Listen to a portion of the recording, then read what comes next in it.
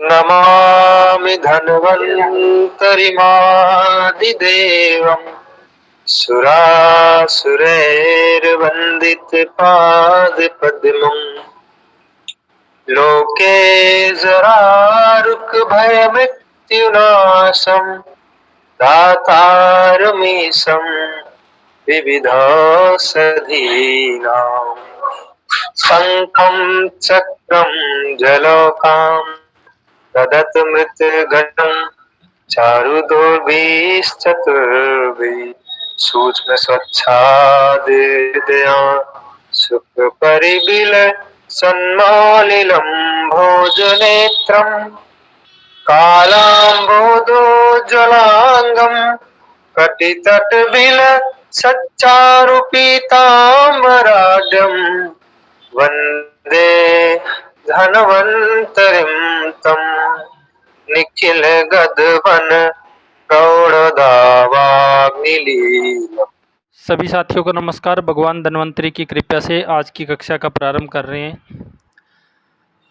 पिछली कक्षा में हमने पढ़ा था 8वां अध्याय अष्टांग हृदयम सूत्र स्थानम 8वां अध्याय। इसमें हमने पढ़ा कि जी भोजन हमें किस प्रकार करना है, उसका अनुपात क्या रहना चाहिए। फिर हमने पढ़ा कि गुरु भोजन का निरंतर या अधिक सेवन करेंगे या अग्निमंद होने पर गुरु भोजन का सेवन करेंगे तो फिर किस तरह की संप्राप्ति बनती है। विसूचिका या अल्सक के रूप में हमने देखा। विसूचिका के रूप में वो जो अधिक खाया है आम के रूप में ऐसे ही निकल जाता है जी, और अल्सक के रूप में वो अंदर आलसी की तरह पड़ा रहता है, ना ऊपर के मार्ग से निकलता ना नीचे के मार्ग से, और अंदर ही अंदर वो संप्राप्ति बढ़ाता रहता है। फिर भी उसकी पूर्ण चिकित्सा ना की जाए तो वो दंडाल्सक का रूप लेके व्यक्ति को मृत्यु तक पहुंचा सकता है। तो हमने ये देखा जी कि भोजन है एक अनुपान में लेना है। 50% ठोस, 25% लिक्विड और 25% जगह खाली छोड़नी है। गुरु भोजन को भूखा आधा ही खाना है और लघु भोजन को भी बहुत ज़्यादा नहीं खाना है। अब गुरु भोजन को अधिक खाएंगे, गुरु भोजन को अगर हम अधिक सेवन करेंगे क्या होगा वो हमने पढ़ा अल्सक और विसूचिका के रूप में। लघु भोजन का अगर निरंतर सेवन करेंगे यानी मात्रा से कम भोजन, भूख है 5 रोटी की, खा रहे हैं 3 रोटी या 2.5 रोटी, हर समय एक ही परिमाण में खाते रहना। भूख है 4 की फिर भी 3 खा रहे हैं, भूख है 5 की फिर भी 3 खा रहे हैं, या भूख है 2 की फिर भी 3 खा रहे हैं, एक ही अनुपात में खाते चले जाना। हीन मात्रा में भोजन करने से आकाश महाभूत बढ़ेगा जी, वहाँ पे स्पेस बचेगा जिसमें वायु प्रकोप होगा, और भूख से अधिक खाने पे वहाँ पे वात पित्त कफ को कार्य करने के लिए जगह ही नहीं मिलेगी। यानी कि भोजन हमेशा सम परिमाण में लेना है, ना अधिक खाना है ना कम खाना है। अधिक खाने के भी नुकसान है और कम खाने के भी नुकसान है। तो अधिक खाने में आम बनेगा, आम बनेगा तो फिर हमने पढ़ा कि कफ वाले में क्या होगा जी। कफ वाले में आम बनेगा जिससे अरुचि होगी, अग्निमंद होगी, भूख खुल के नहीं लगेगी, समय पे भूख महसूस नहीं होगी, बस समय है खा लिया, कमजोरी महसूस करेगा व्यक्ति। कफ में इस तरह का होगा और ऐसा लगेगा कि 2 घंटे तक भी जैसे खाना पेट में ही पड़ा हो।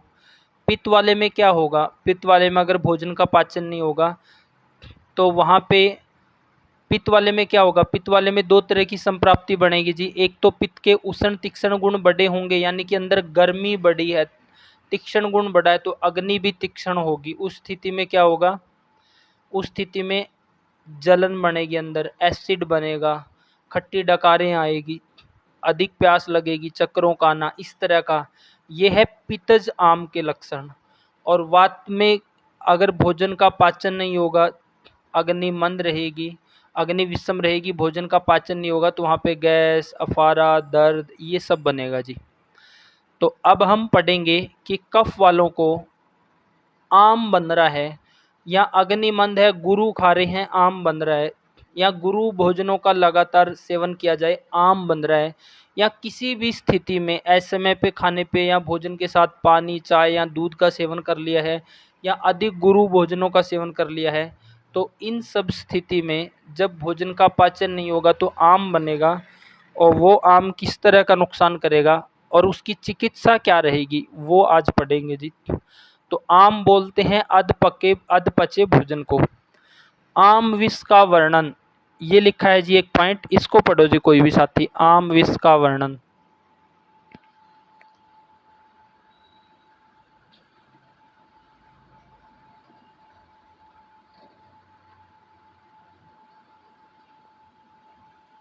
कोई भी एक साथी पढ़ दो जी आम विष का वर्णन। आम विष का वर्णन विरुद्ध अशन, अध्यशन तथा अजीर्ण अवस्था में भी आहार करने वाले पुरुष का आम दोष अत्यंत कष्टदायक होता है, इसलिए इसे आम विष कहते हैं। यह विष के समान अपना शीघ्र प्रभाव दिखलाता है और इसकी यदि चिकित्सा की जाती है तो उसका प्रभाव भी विपरीत होता है। आम विष बोला गया है जी जब हम विरुद्ध आहार का सेवन करते हैं, जैसे कि सुबह उठते ही परोठा खाना, परोठे के साथ चाय पीना, चाय में आपका दूध है, परोठे में नमक है, दूध और नमक विरुद्ध आहार आगे जी, या परोठे के साथ दूध लेना जी, या फिर सुबह के टाइम में रोटी है, सब्जी है, उसके साथ दही भी ले ली, उसके साथ दाल भी है, उसके साथ चावल भी है, एक ही समय में कई तरह का मिक्सअप खाना।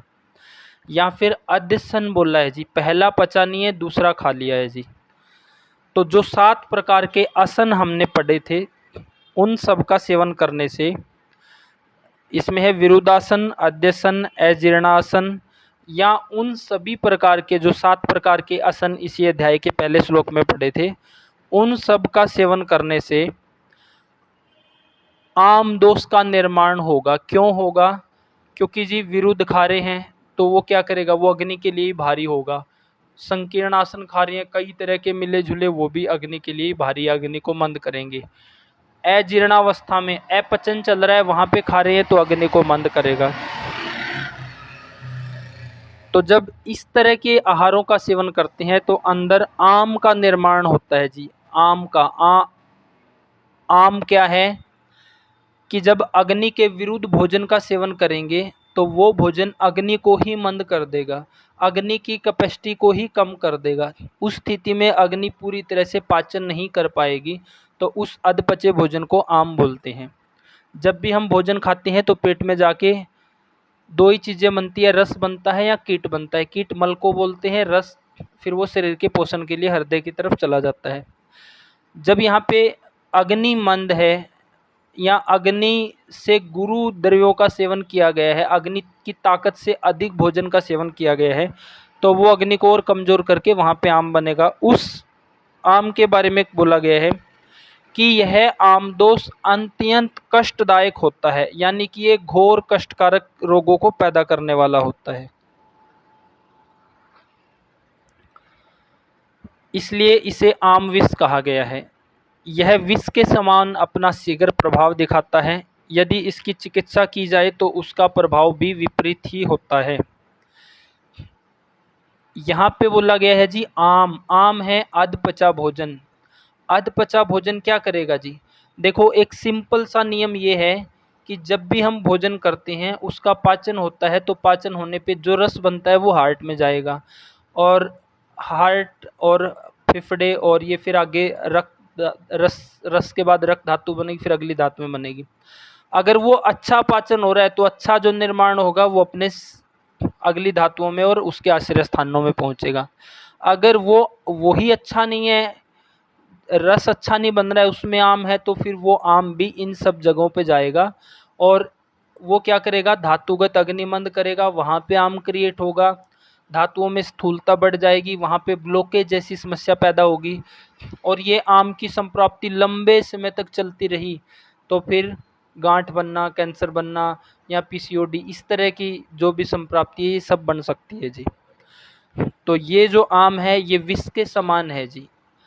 अंदर जाके 2 ही काम होते हैं जी, या पचता है या सड़ता है। पचेगा तो शरीर में लगेगा और सड़ेगा तो बीमारियां पैदा होगी। जब भी आप बड़ी बड़ी बीमारियों को भी देखते हो ना जी, किसी को अगर कैंसर भी हो रही है, किसी को शुगर है, थायराइड है, सर्वाइकल है, जितनी भी बीमारियां हैं उसमें मुख्य हेतु यही मिलते हैं जी, आहार विहार दिनचर्या ऋतुचर्या में गड़बड़ी जी। यहीं से सब बीमारियां आ रही है जी, इससे बाहर बीमारियां नहीं हैं। तो आगे बोला गया है कि इस आम की जो चिकित्सा है वो डिफ़िकल्ट है, वो मुश्किल बताई गई है जी। तो वक्तव्य को हम थोड़ा रुक के पढ़ेंगे, उससे पहले अगला पॉइंट पढ़ो जी। आम दोष की चिकित्सा की जो अंदर आम बन गया है गलत आहार विहार और नियमों का पालन ना करने से, उसकी चिकित्सा क्या होगी, इसको पढ़ो जी। आम दोष की चिकित्सा। जब आम दोष अल्सर के रूप में परिणत हो गया हो और साध्यता के लक्षणों से युक्त हो, तब उसे बालवच, पटु, नमक एवं मैन फल को गर्म पानी में मिलाकर पिलाएं, जिससे शीघ्र ही वमन हो। अर्थात उस रोगी को यह वमन कारक पेय पिलाकर शीघ्र वमन कराएं। उसके बाद उसे स्वेदन कराएं और फिर उसे मल तथा अपान वायु को अनुलोमन कराने वाली फलवर्ती का प्रयोग कराएं। यदि इस समय आम दोष की विकृति के कारण उसके अंगों में सिकुड़न आ रही हो, तो उन्हें पर्याप्त स्वेदन कराकर वस्त्र आदि से कसकर बांध दे। ये आम दोष की चिकित्सा बताई गई है, लेकिन ये लाइन ऑफ ट्रीटमेंट उचित नहीं है। पहले इससे पहले हम पढ़ेंगे, क्योंकि देखो इसमें क्या कहा गया है जी कि जब आम दोष अल्सर के रूप में अंदर पड़ा है तो तब उसे मैनफल और ये सब पिला के वमन कराने का प्रयास करें। लेकिन इससे पहले एक पॉइंट और पढ़ो जी आप। अपतर्पण प्रयोग। आम दोष जनित विकारों की शांति करने के लिए अपतर्पण तर्पण अर्थात चकाचक भोजन करना, इसके विपरीत उपवास, लंघन, अपतर्पण का प्रयोग करना चाहिए। और उस अपतर्पण का प्रयोग 3 प्रकार के दोषों में 3 प्रकार अल्प, मध्य, प्रधान भेद से विचार कर करना चाहिए। ठीक है जी, इसमें क्या कहा गया है जी, आपको कुछ समझ आया हो? इसमें क्या कहा गया है जी, कुछ समझ आया हो?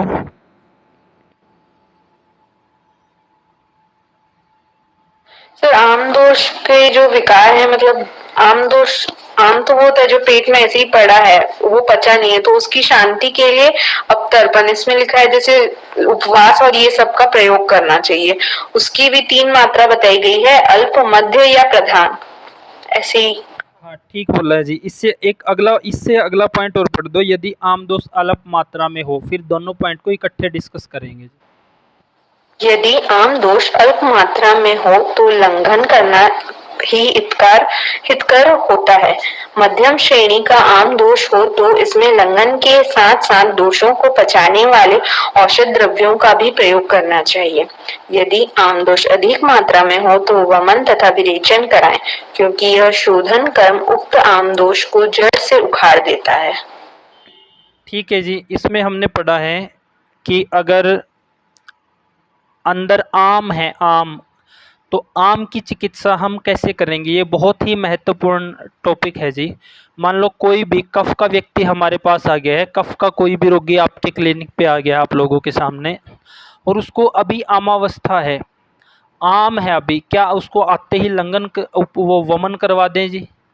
क्योंकि कफ बड़ा है, कफ की चिकित्सा है जो शास्त्र में वो वमन बताई गई है, तो क्या आते ही वमन करवा दें? नहीं। इसमें बोला गया है कि जब आम दोष है तो पहले उस आम दोष को, जैसे कि कच्चा जो आम होता है, अगर उसमें से रस निकालने का प्रयास करेंगे तो वो नहीं निकलेगा जी। और जो पका हुआ आम होता है, अगर वो ऊपर से गिर जाए प्रॉपर पका हुआ, तो वो अपने आप भी फूट के उसमें से रस निकलने लग जाता है जी। और पके हुए आम का अच्छे से रस निकलता है। तो यहाँ पे जो लाइन ऑफ ट्रीटमेंट हमने रखना है कि कोई रोगी है जो आमावस्था में हमारे पास आया है, तो पहले हमने उसको कुछ टाइम के लिए मेडिसिन देनी है जी, उसके आमावस्था को पकाना है, उसके आम को पकाना है, फिर उसको हमने वमन के द्वारा बाहर निकालना है जी। इसमें पहले पॉइंट में कहा गया है जी, अपतर्पण प्रयोग। आम दोष जनित विकारों की शांति के लिए, आम दोष जनित विकारों को ठीक करने के लिए अपतर्पण होता है जी व्यक्ति को भूखा रखना, उपवास कराना या लंघन कराना या लघु आहार के ऊपर रखना, उसको अपतर्पण बोलते हैं। और अपतर्पण के विपरीत होता है संतर्पण। संतर्पण होता है कि व्यक्ति को ताकत वाली चीज़ें देना, जैसे दूध देना है, घी देना है, रसायन औषधियाँ देनी। तो आगे दो शब्द आएंगे, अपतर्पण और संतर्पण। अपतर्पण का मतलब होता है कि लंघन करवाना, उपवास करना, लघु भोजन देना या भूखा रखना जी। और संतर्पण का मतलब है कि ताकत वाली चीजें व्यक्ति को देना। तो यहाँ पे कहा गया है कि आम दोष जनित विकारों की शांति के लिए अपतर्पण का प्रयोग कराना चाहिए। उस अपतर्पण का प्रयोग 3 प्रकार का होता है, अल्प, मध्यम और प्रधान। तो आम किसी व्यक्ति को अगर अधिक बन रहा है तो हमने आते ही उसको वमन नहीं करवाना है जी। पहले हमने उसको मेडिसिन देनी है 15 दिन के लिए या महीने के लिए, उसके आम का पाचन करना है, उसको पकाना है जी, और फिर हमने उसको शोधन चिकित्सा के द्वारा बाहर निकालना है। तो इस पॉइंट में कहा गया है कि जो व्यक्ति आपके पास कफ का व्यक्ति आएगा जिसमें आम अधिक है, धातुगत आम चला गया है जिसको हम साम बोलते हैं, और स्थूलता अधिक है, तो आरंभ में इसको अग्नि में बल लेके आएंगे, दीपन पाचन करेंगे, आम को पकाएंगे और फिर इसको वो अग्नि का बल अच्छा करके फिर वमन करवाएंगे जी। तो इसमें अपतर्पण बोला गया है, इसको भी 3 कैटेगरी में रखा गया है कि हमने देखना है कि रोगी को अपतर्पण थोड़ा कराना है या मध्यम कराना है या पूरा ही कराना है।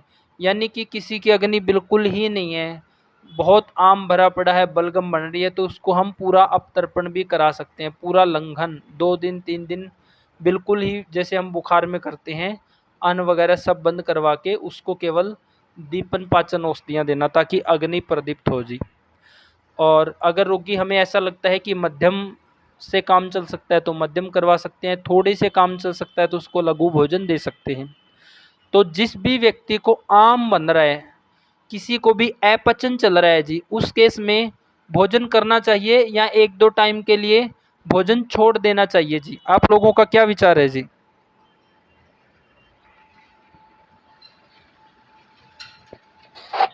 भोजन नहीं करना चाहिए। हाँ, भोजन नहीं करना चाहिए, ठीक है। तो यही यहाँ पे कहा गया है, अपतर्पण का मतलब ही ये है जी। मान लो कफ का व्यक्ति आया है, भारी शरीर का व्यक्ति आया है, भूख लगती नहीं है, आम अधिक है शरीर में, तो ऐसी स्थिति में हम सबसे पहले उसको लंघन करवाएंगे, अपतर्पण पे रखेंगे, उपवास कराएंगे। वो कितना करवाना है वो हमने देख लेना है, लेकिन उसकी खुराक जरूर कम कर देनी है जी। कफ के व्यक्ति आपके पास ऐसे आएंगे कि अग्निमंद है, बस समय है, खा लिया है जी, घर वाले बोल देते हैं खा लिया है। अब अग्निमंद है, ताकत शरीर में है नहीं क्योंकि धातुओं का अच्छे से निर्माण नहीं हो रहा है, तो पोषण मिल नहीं रहा है। कमजोरी है तो वो दही खाएगा, पनीर खाएगा, दूध पिएगा, अंडे खाएगा, ये सब खाएगा। ऐसी स्थिति में वो और खराब होने वाला है।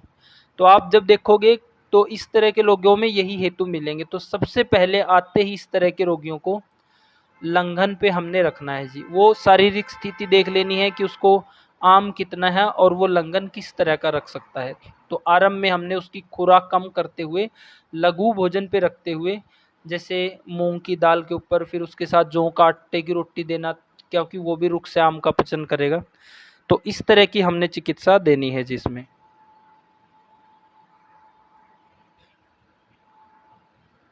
आगे इसमें कहा गया है, यदि आम दोष थोड़ी मात्रा में हो तो उपवास कराना हितकर होता है। मध्यम श्रेणी का हो तो लंघन के साथ साथ औषधियाँ दे दो जी, और अधिक हो तो वमन विरेचन कराना है। तो ये 3 पॉइंट समझने की है जी, क्योंकि इसी के आधार पे हम डिसाइड करेंगे कि किसको वमन कराना है, किसको नहीं करवाना है जी।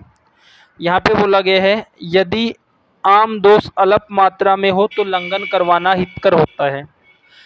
मान लो ऐसा हो रहा है जी, आपको पिछले 2-3 दिन से भूख नहीं लग रही है, आप लोगों को पिछले 2-3 दिन से भूख नहीं लग रही है, तो ऐसी स्थिति में आप लोगों को वमन कराएं या ऐसी स्थिति में आप लोगों को लंघन करवाएं या ऐसी स्थिति में आप लोगों को लंघन के साथ दवाई दे। सबसे बेटर ऑप्शन कौन सा लगता है जी आप लोगों को? गुरुजी लंघन करवाना। हाँ, सबसे बेस्ट ऑप्शन लंघन करवाना है, क्योंकि नई नई संप्राप्ति बनी है, लंघन से ही ठीक हो जाएगी। और यही संप्राप्ति अगर आपको 1-2 महीने से बन रही है तो फिर वहाँ पे हम लंघन के साथ साथ पाचक औषधियाँ देंगे जी। दूसरा पॉइंट ये हुआ। और ये संप्राप्ति अगर लंबी ही बन रही है और कफ इतना बढ़ गया है कि अंदर बेचैनी है, मुंह से लार आ रही है, अंदर से ऐसा फील हो रहा है कि अगर कुछ निकल जाए, वोमिटिंग हो जाए तो रिलैक्स फील हो। अगर इस तरह की कंडीशन है कि जब दोष अपने आप चलायमान हो चुके हैं, तो उस स्थिति में वमन करवा देना है जी। तो अगर 1-2 दिन से, कुछ दिनों से अगर अपसेट चल रहा है, अपचन चल रहा है आम की वजह से, तो उसकी चिकित्सा है कि अगर 1-2 टाइम हम लघु आहार पे दाल के यूज़ के ऊपर रहेंगे या कम खाएंगे तो उससे भी चिकित्सा हो जाएगी। अगर ये महीना 1.5 महीना हो गया है तो आपको इसके साथ-साथ लंघन के साथ-साथ दवाइयाँ भी देनी पड़ेगी। और ज़्यादा ही समय हो गया है, दोष अधिक बड़े हैं और ऐसी स्थिति में है कि आम अंदर अधिक भरा पड़ा है, तो उसको निकाल देना ही उचित है। जैसे कि आमतौर पे ये बोलते हैं कि अभी शरद ऋतु चल रही है आजकल, इस समय अगर आपको 2, 4, 5 विरेचन लग जाते हैं, दस्त लग जाते हैं, तो उसको रोकना नहीं चाहिए जी। अधिक लग रहे हैं तो रोकना है। ऐसे ही वसंत ऋतु में अगर आपको 2-4 वमन हो रहे हैं तो रोकना नहीं है जी। यानी जब तक अंदर आम है तब तक वमन और विरेचन रोकना नहीं है, फिर उसकी चिकित्सा करनी है जी। तो ऐसा ही यहाँ पे है। अगर अभी हाल फिलहाल में संप्राप्ति बनी है तो वो लंघन या लघु आहार से ही बात बन जाएगी। अगर वो लंबी बनी है महीना 1.5 महीने से, तो वहाँ पे आपने लंघन के साथ साथ औषधियाँ भी देनी पड़ेगी। और तीसरा है कि दोष इतने बड़े हैं, अंदर बेचैनी है, ऐसा लग रहा है कि वोमिटिंग होके रिलैक्स मिलेगा, तो वहाँ वमन करवा देना चाहिए जी। तो ये हमारे सामने कंडीशन है कि किसी व्यक्ति को आम बन रहा है तो हमने चिकित्सा का क्रम क्या रखना है। अभी नया-नया है 2-4 दिन से, तो लंघन और लघु भोजन से बात बन जाएगी। पुराना है तो लंघन के साथ मेडिसिन, और ज़्यादा ही बढ़ गया है तो वहाँ पे फिर वमन करवाना पड़ेगा जी। तो ये जो 2 पॉइंट थे हमारे, ये दोनों ही कवर हुए जी कि आम दोष की आरंभिक स्थिति में हम क्या चिकित्सा करेंगे जी।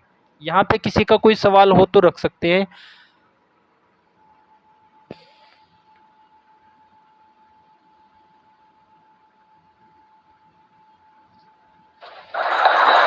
गुरुजी वमन के लिए क्या करेंगे? वमन के लिए तो पढ़ेंगे, अभी तो वमन से पहले की स्थिति हम पढ़ रहे हैं जी। अच्छा अच्छा अच्छा। अभी तक हम ये समझ रहे हैं कि आरंभिक स्थिति में नया आम है तो हमने ना वमन कराना है ना दवाइयाँ देनी है। अगर 1-2 दिन से आपको अपसेट चल रहा है तो वो लंघन से ही बात बन जाएगी, और लंबा चल रहा है तो औषध भी देनी पड़ेगी, और फिर अगर उस स्थिति है तो वमन कराएंगे। वमन में वो जो पहला पैरा इन्होंने पढ़ा था, पहला श्लोक, उसी हिसाब से वमन करवाना है जी। वो अब डिस्कस करेंगे हम। पहले तो हमने तय करना है, क्योंकि मान लो किसी को वमन की ज़रूरत नहीं है और फिर भी उसको वमन करा दिया तो वो उसके लिए अति योग होगा जी, और वो भी उसके लिए बीमारी पैदा करेगा। और जहाँ पे दोष अपने आप चलायमान हो रहे हैं, निकलने के लिए तैयार है, लार आ रही है मुँह से, बेचैनी हो रही है, और वहाँ पे अगर आप पाचन औषधियाँ दोगे, लंघन कराओगे, वमन नहीं कराओगे, तो वो भी रोग पैदा करेगा। तो ये देखना है कि किस स्थिति में कहाँ पे हमने लाइन ऑफ ट्रीटमेंट क्या रखना है जी। तो इस, हाँ जी,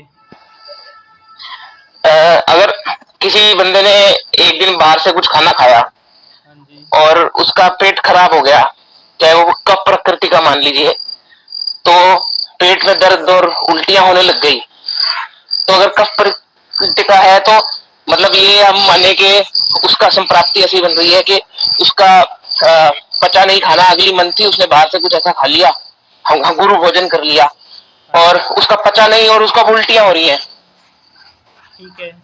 हाँ, यही है संप्राप्ति जी उसकी, बिल्कुल यही है संप्राप्ति। हाँ जी, तो उल्टियां हो रही है, तो अब उस केस में उसको क्योंकि 1-2 दिन ही हुए हैं तो उसको छोड़ देगा। मतलब कई बार ऐसा हो जाता है कि इमरजेंसी सिचुएशन बन जाती है। इस केस में अगर हम एलोपैथी में देखें तो डायरेक्टली ये है कि एंटीबायोटिक ले लो। एंटीबायोटिक के नाम भी लिस्ट लोगों को पता ही होती है। एंटीबायोटिक ले लो और उसके बाद 3-4 दिन का कोर्स करो, खत्म। और उसके बाद अब इसमें हम ये क्या सोचेंगे कि इस हिसाब से तो हमें यहाँ पर लंघन करना चाहिए। हाँ, बिल्कुल सही बोला आपने। क्या क्या करें? हाँ जी, बिल्कुल सही बोला है आपने। देखो, बड़ा अच्छा पॉइंट रखा आपने। अब नई-नई संप्राप्ति बनी है, वोमिटिंग लग गई है, ठीक है जी। अब आपने ये भी देख लिया है कि अगर अधिक खा लिया है, ज़्यादा खा लिया है, अंदर बेचैनी बन रही है, उसमें अगर आपको दस्त लग गए हैं और अंदर से क्लीन हो गया है और वोमिटिंग लग के क्लीन हो गया है, तो अब आपने क्या करना है, मेडिसिन नहीं लेनी है जी, उपवास आपने रखना है। लंघन करोगे तो अग्नि को रिकवर होने का समय मिल जाएगा जी। अगर यहाँ पे मेडिसिन ले लोगे तो वो क्या खतरनाक रहेगी, वो अगले श्लोक में पढ़ेंगे। तो एक पॉइंट तो ये हुआ जी कि ऐसी स्थिति में हमने लंघन करना है। दूसरा, अब चिकित्सा में बड़ा भ्रम सा रहता है जी। मान लो कि चिकित्सा कब तक करें। अब जैसे पिछली कक्षा में हमने कुमार जी वाला केस डिस्कस किया था। कुमार जी अभी भी है क्लास में? जी गुरुजी। आपने उस रोगी की दवाई अभी चल रही है, बंद कर दी है जी? जी चल रही है गुरुजी। हाँ, अब देखो जी, यहाँ पे बड़े ध्यान से समझना है।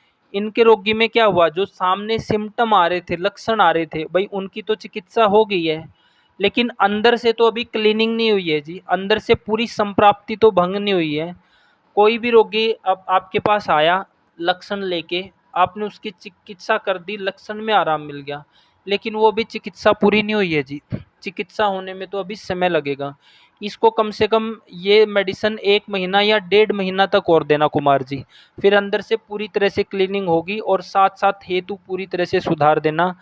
अब मान लो एक केस सुबह विक्रम जी डिस्कस कर रहे थे क्लास में कि कोई रोगी इनके पास ऐसा आ गया जिसको सूखी खांसी हो गई जी। तो इन्होंने दवाई दे दी या दूध में घी पिलाया या सीतोपलादी दिया घी के साथ, वो ठीक हो गई जी। लेकिन वो जड़ से ठीक नहीं हुई है, उसके गुण ठीक नहीं हुए हैं जी। अभी वो संप्राप्ति तो जो लक्षण आ रहे थे वो तो ठीक हो गए हैं जी, लेकिन अंदर से गुण तो अभी बैलेंस में नहीं आए हैं। सूखी खांसी कब बनेगी? जब हमने क्या पढ़ा है जी, 5 प्रकार की वायु है हमारे शरीर में। अपान वायु, समान वायु, प्राण वायु, उदान वायु और व्यान वायु। केवल एक प्राण वायु ऐसी है जिसके पास स्नेहांश है, बाकी किसी भी वायु के पास स्नेहांश नहीं है जी। तो हर वायु के पास स्नेहांश की सप्लाई प्राण के पास से ही जा रही है जी।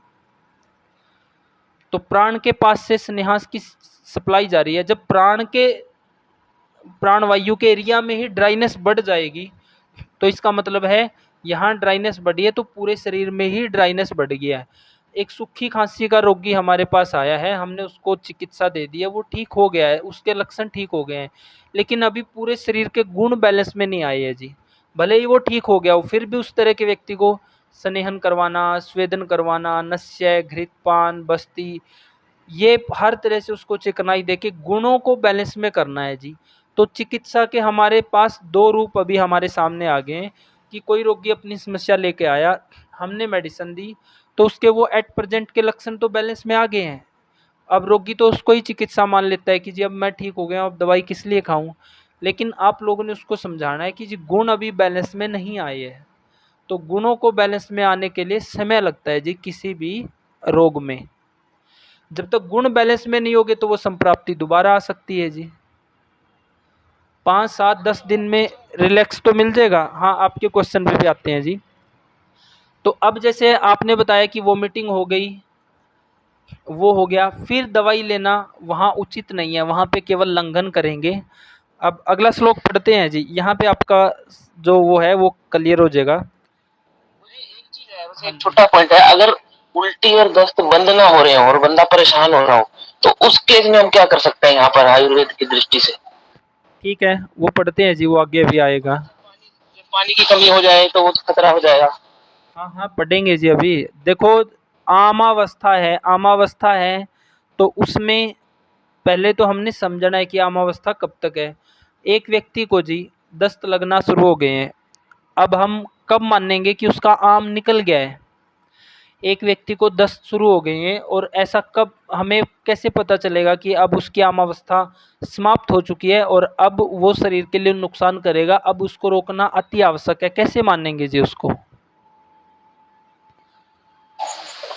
जी गुरुजी, उसका दस्त में से सिर्फ पानी निकलना शुरू हो जाएगा तो समझेंगे इसका आम खत्म हो चुका है।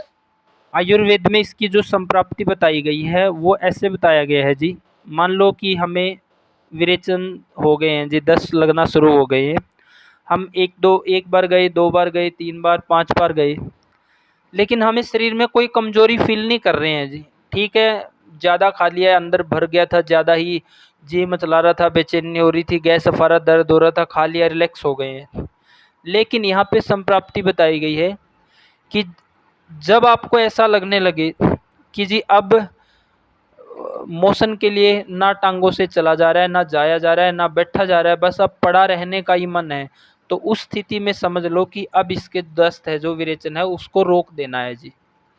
इसको पिंडी का वो बोलते हैं, दुष्टि बोलते हैं। भाई जब आपके टांगों में दर्द आ जाए, दर्द आना शुरू हो या टांग काम करना कम कर दे, भाई आपको लगे कि अब तो बस रेस्ट चाहिए, अब टांगों से चला नहीं जा रहा है, जब ऐसा अगर आपको महसूस हो रहा है तो वहाँ पे उसकी आमावस्था वो समाप्त हो गई है जी, और अब उसकी चिकित्सा कर देनी है। तो इसकी चिकित्सा हमने क्या खाया है उसके हिसाब से आगे पढ़ेंगे गौतम जी इसको, लेकिन इसमें लाइन ऑफ ट्रीटमेंट यही है। इसमें एक पॉइंट है, कोई ना जी इसको पढ़ो, अन्य उपचार, इस पॉइंट को पढ़ो जी एक बार, ये गौतम जी का सवाल और क्लियर हो जाएगा यहाँ पे। अब तर्पण प्रयोग जो हमने पढ़ा था उससे ऊपरला पॉइंट है अन्य उपचार, ये और पढ़ो जी। अत्यंत वेदना होने पर भी अजीर्ण का रोगी शूलनाशक औषध का पान न करे, क्योंकि आम दोष के कारण मन, जठराग्नि, वात आदि दोषों औषध तथा अशन पहले खाए गए आहार को पचाने में समर्थ नहीं होता है। कभी ऐसा भी होता है कि दोष औषध एवं आहार का विभ्रम समुचित प्रयोग न हो पाना रोगी को सहसा मार सकता है। इसमें क्या कहा गया है जी जो अभी पॉइंट आपने पढ़ा है?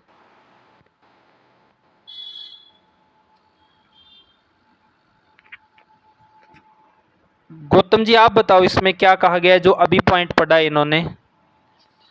जी इसमें कहा है कि उसको शूलनाशक दवाई नहीं लेनी चाहिए और भी ज्यादा खतरनाक हो सकता है। तो फिर आपका सवाल था जो वो हो गया क्लियर? हाँ जी, मतलब इसमें तो ये है कि दर्द वाली जो शूलनाशक दवाई है वो नहीं लेनी चाहिए, पर मेरे को थोड़ा सा इससे एडिशनल ये भी था कि आपने सिर्फ पहली लाइन को ही पढ़ा है, देखो जी इसमें क्या कहा गया है, आप ध्यान से देखो।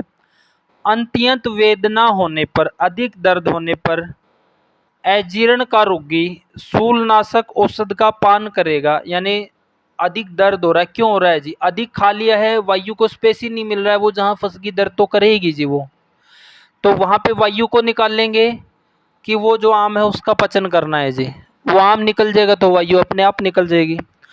अत्यंत वेदना होने पर अजीर्ण का रोगी शूलनाशक औषध का पान ना करें, क्योंकि आम दोष के कारण, ये पॉइंट आ गया है जी, आम दोष के कारण अधिक खा लिया है, पेट भर के खा लिया है, पूरा ठूस लिया है जी, भारी खा लिया है, अंदर स्पेस बचा ही नहीं है, आम बन गया है। अब उस आम दोष ने तो सब चीज़ को जकड़ दिया है जी, रोक दिया है, तो वहाँ पे दर्द को निकाल लेंगे कि आम को निकालना है जी? तो इसमें कहा है हाँ, आम दोष के कारण मंद, जठराग्नि, वात आदि दोषों औषध तथा पहले खाए गए आहार को पचाने में समर्थ नहीं है। भाई आपने ज़्यादा खा लिया है और उसके कारण अंदर बेचैनी है, जीव मचला रहा है, दर्द है, आप अफारा बन रहा है, परेशान हो रहे हो कि कहीं से रिलैक्स मिल जाए, गोली खाओगे तो यहाँ पे कहा गया है वो गोली भी नहीं पचेगी, क्योंकि अग्नि इतनी मंद हो चुकी है, ना तो पहले वाला खाया हुआ पच रहा है, आम दोष है, तो दवाई कैसे पचेगी जी? तो मंद, जठराग्नि, वात आदि दोषों औषध तथा असन पहले खाए गए आहार को पचाने में समर्थ नहीं होता, तो ऐसी स्थिति में दोष, औषध एवं आहार का समुचित पाचन ना होने से रोगी मर सकता है जी।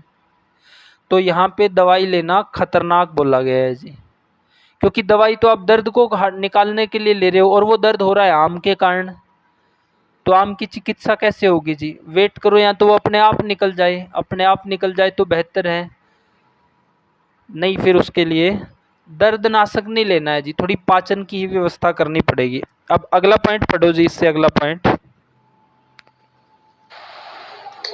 एक सवाल है गुरुजी। हाँ जी, अगला पॉइंट क्लियर होने दो, हो सकता है ये गौतम जी की तरह इसमें क्लियर हो जाए, इसके बाद आप सवाल करना जी।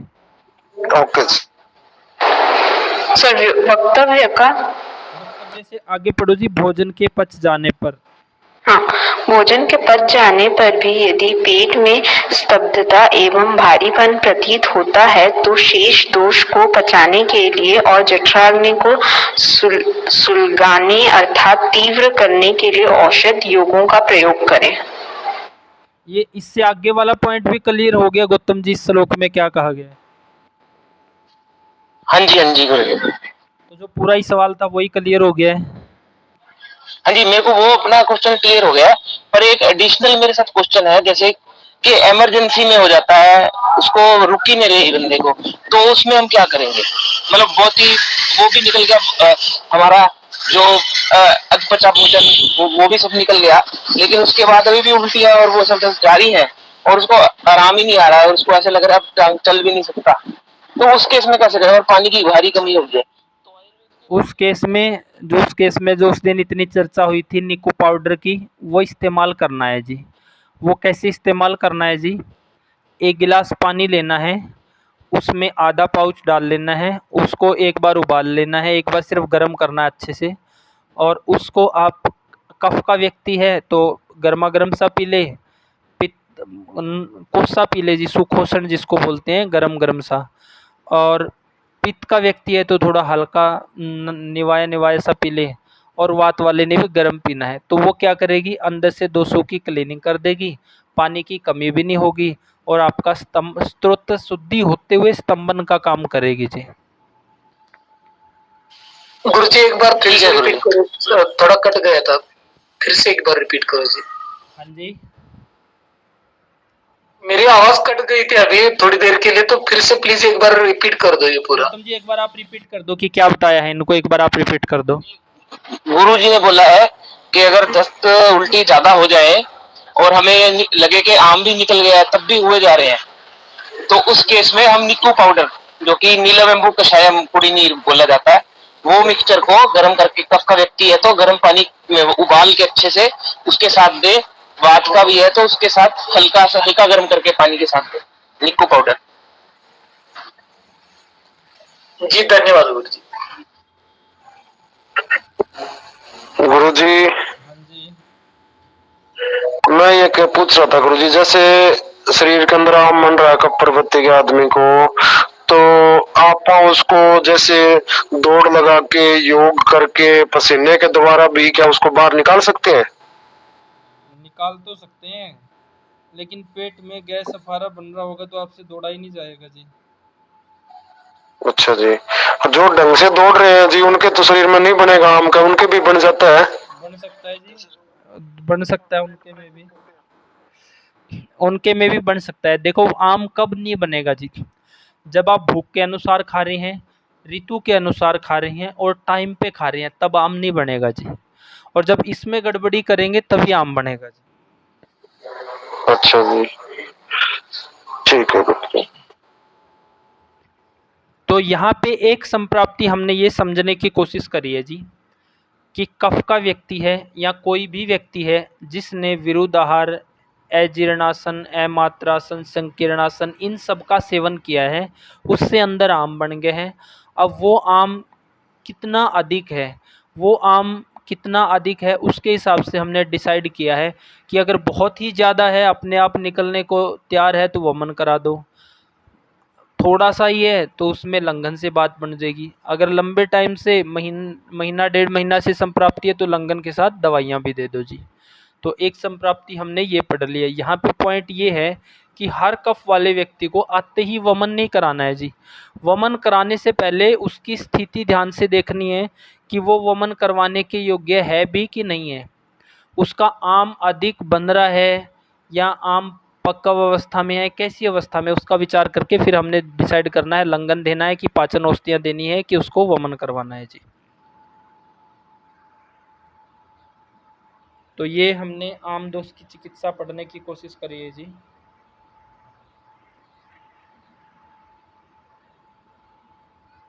गुरुजी एक बार निको पाउडर कैसी होती है, एक बार फोटो डालने से ठीक रहेगा, क्योंकि हमारे यहाँ महाराष्ट्र में क्या नाम है उसका ये तो पता नहीं है। गौतम जी एक बार फोटो है तो वो डाल दो या इनको बता दो एक बार। हाँ जी, 1 मिनट में डाल देता हूँ जी। ये मैं जो मंगाया था यूज किया हुआ है मैंने, वो ईशा योगा सेंटर है जो, उनका आता है नीलम नींबू कुड़ीनीर पाउडर। मैं फोटो गूगल सर्च करके भेज देता हूँ अभी ग्रुप में।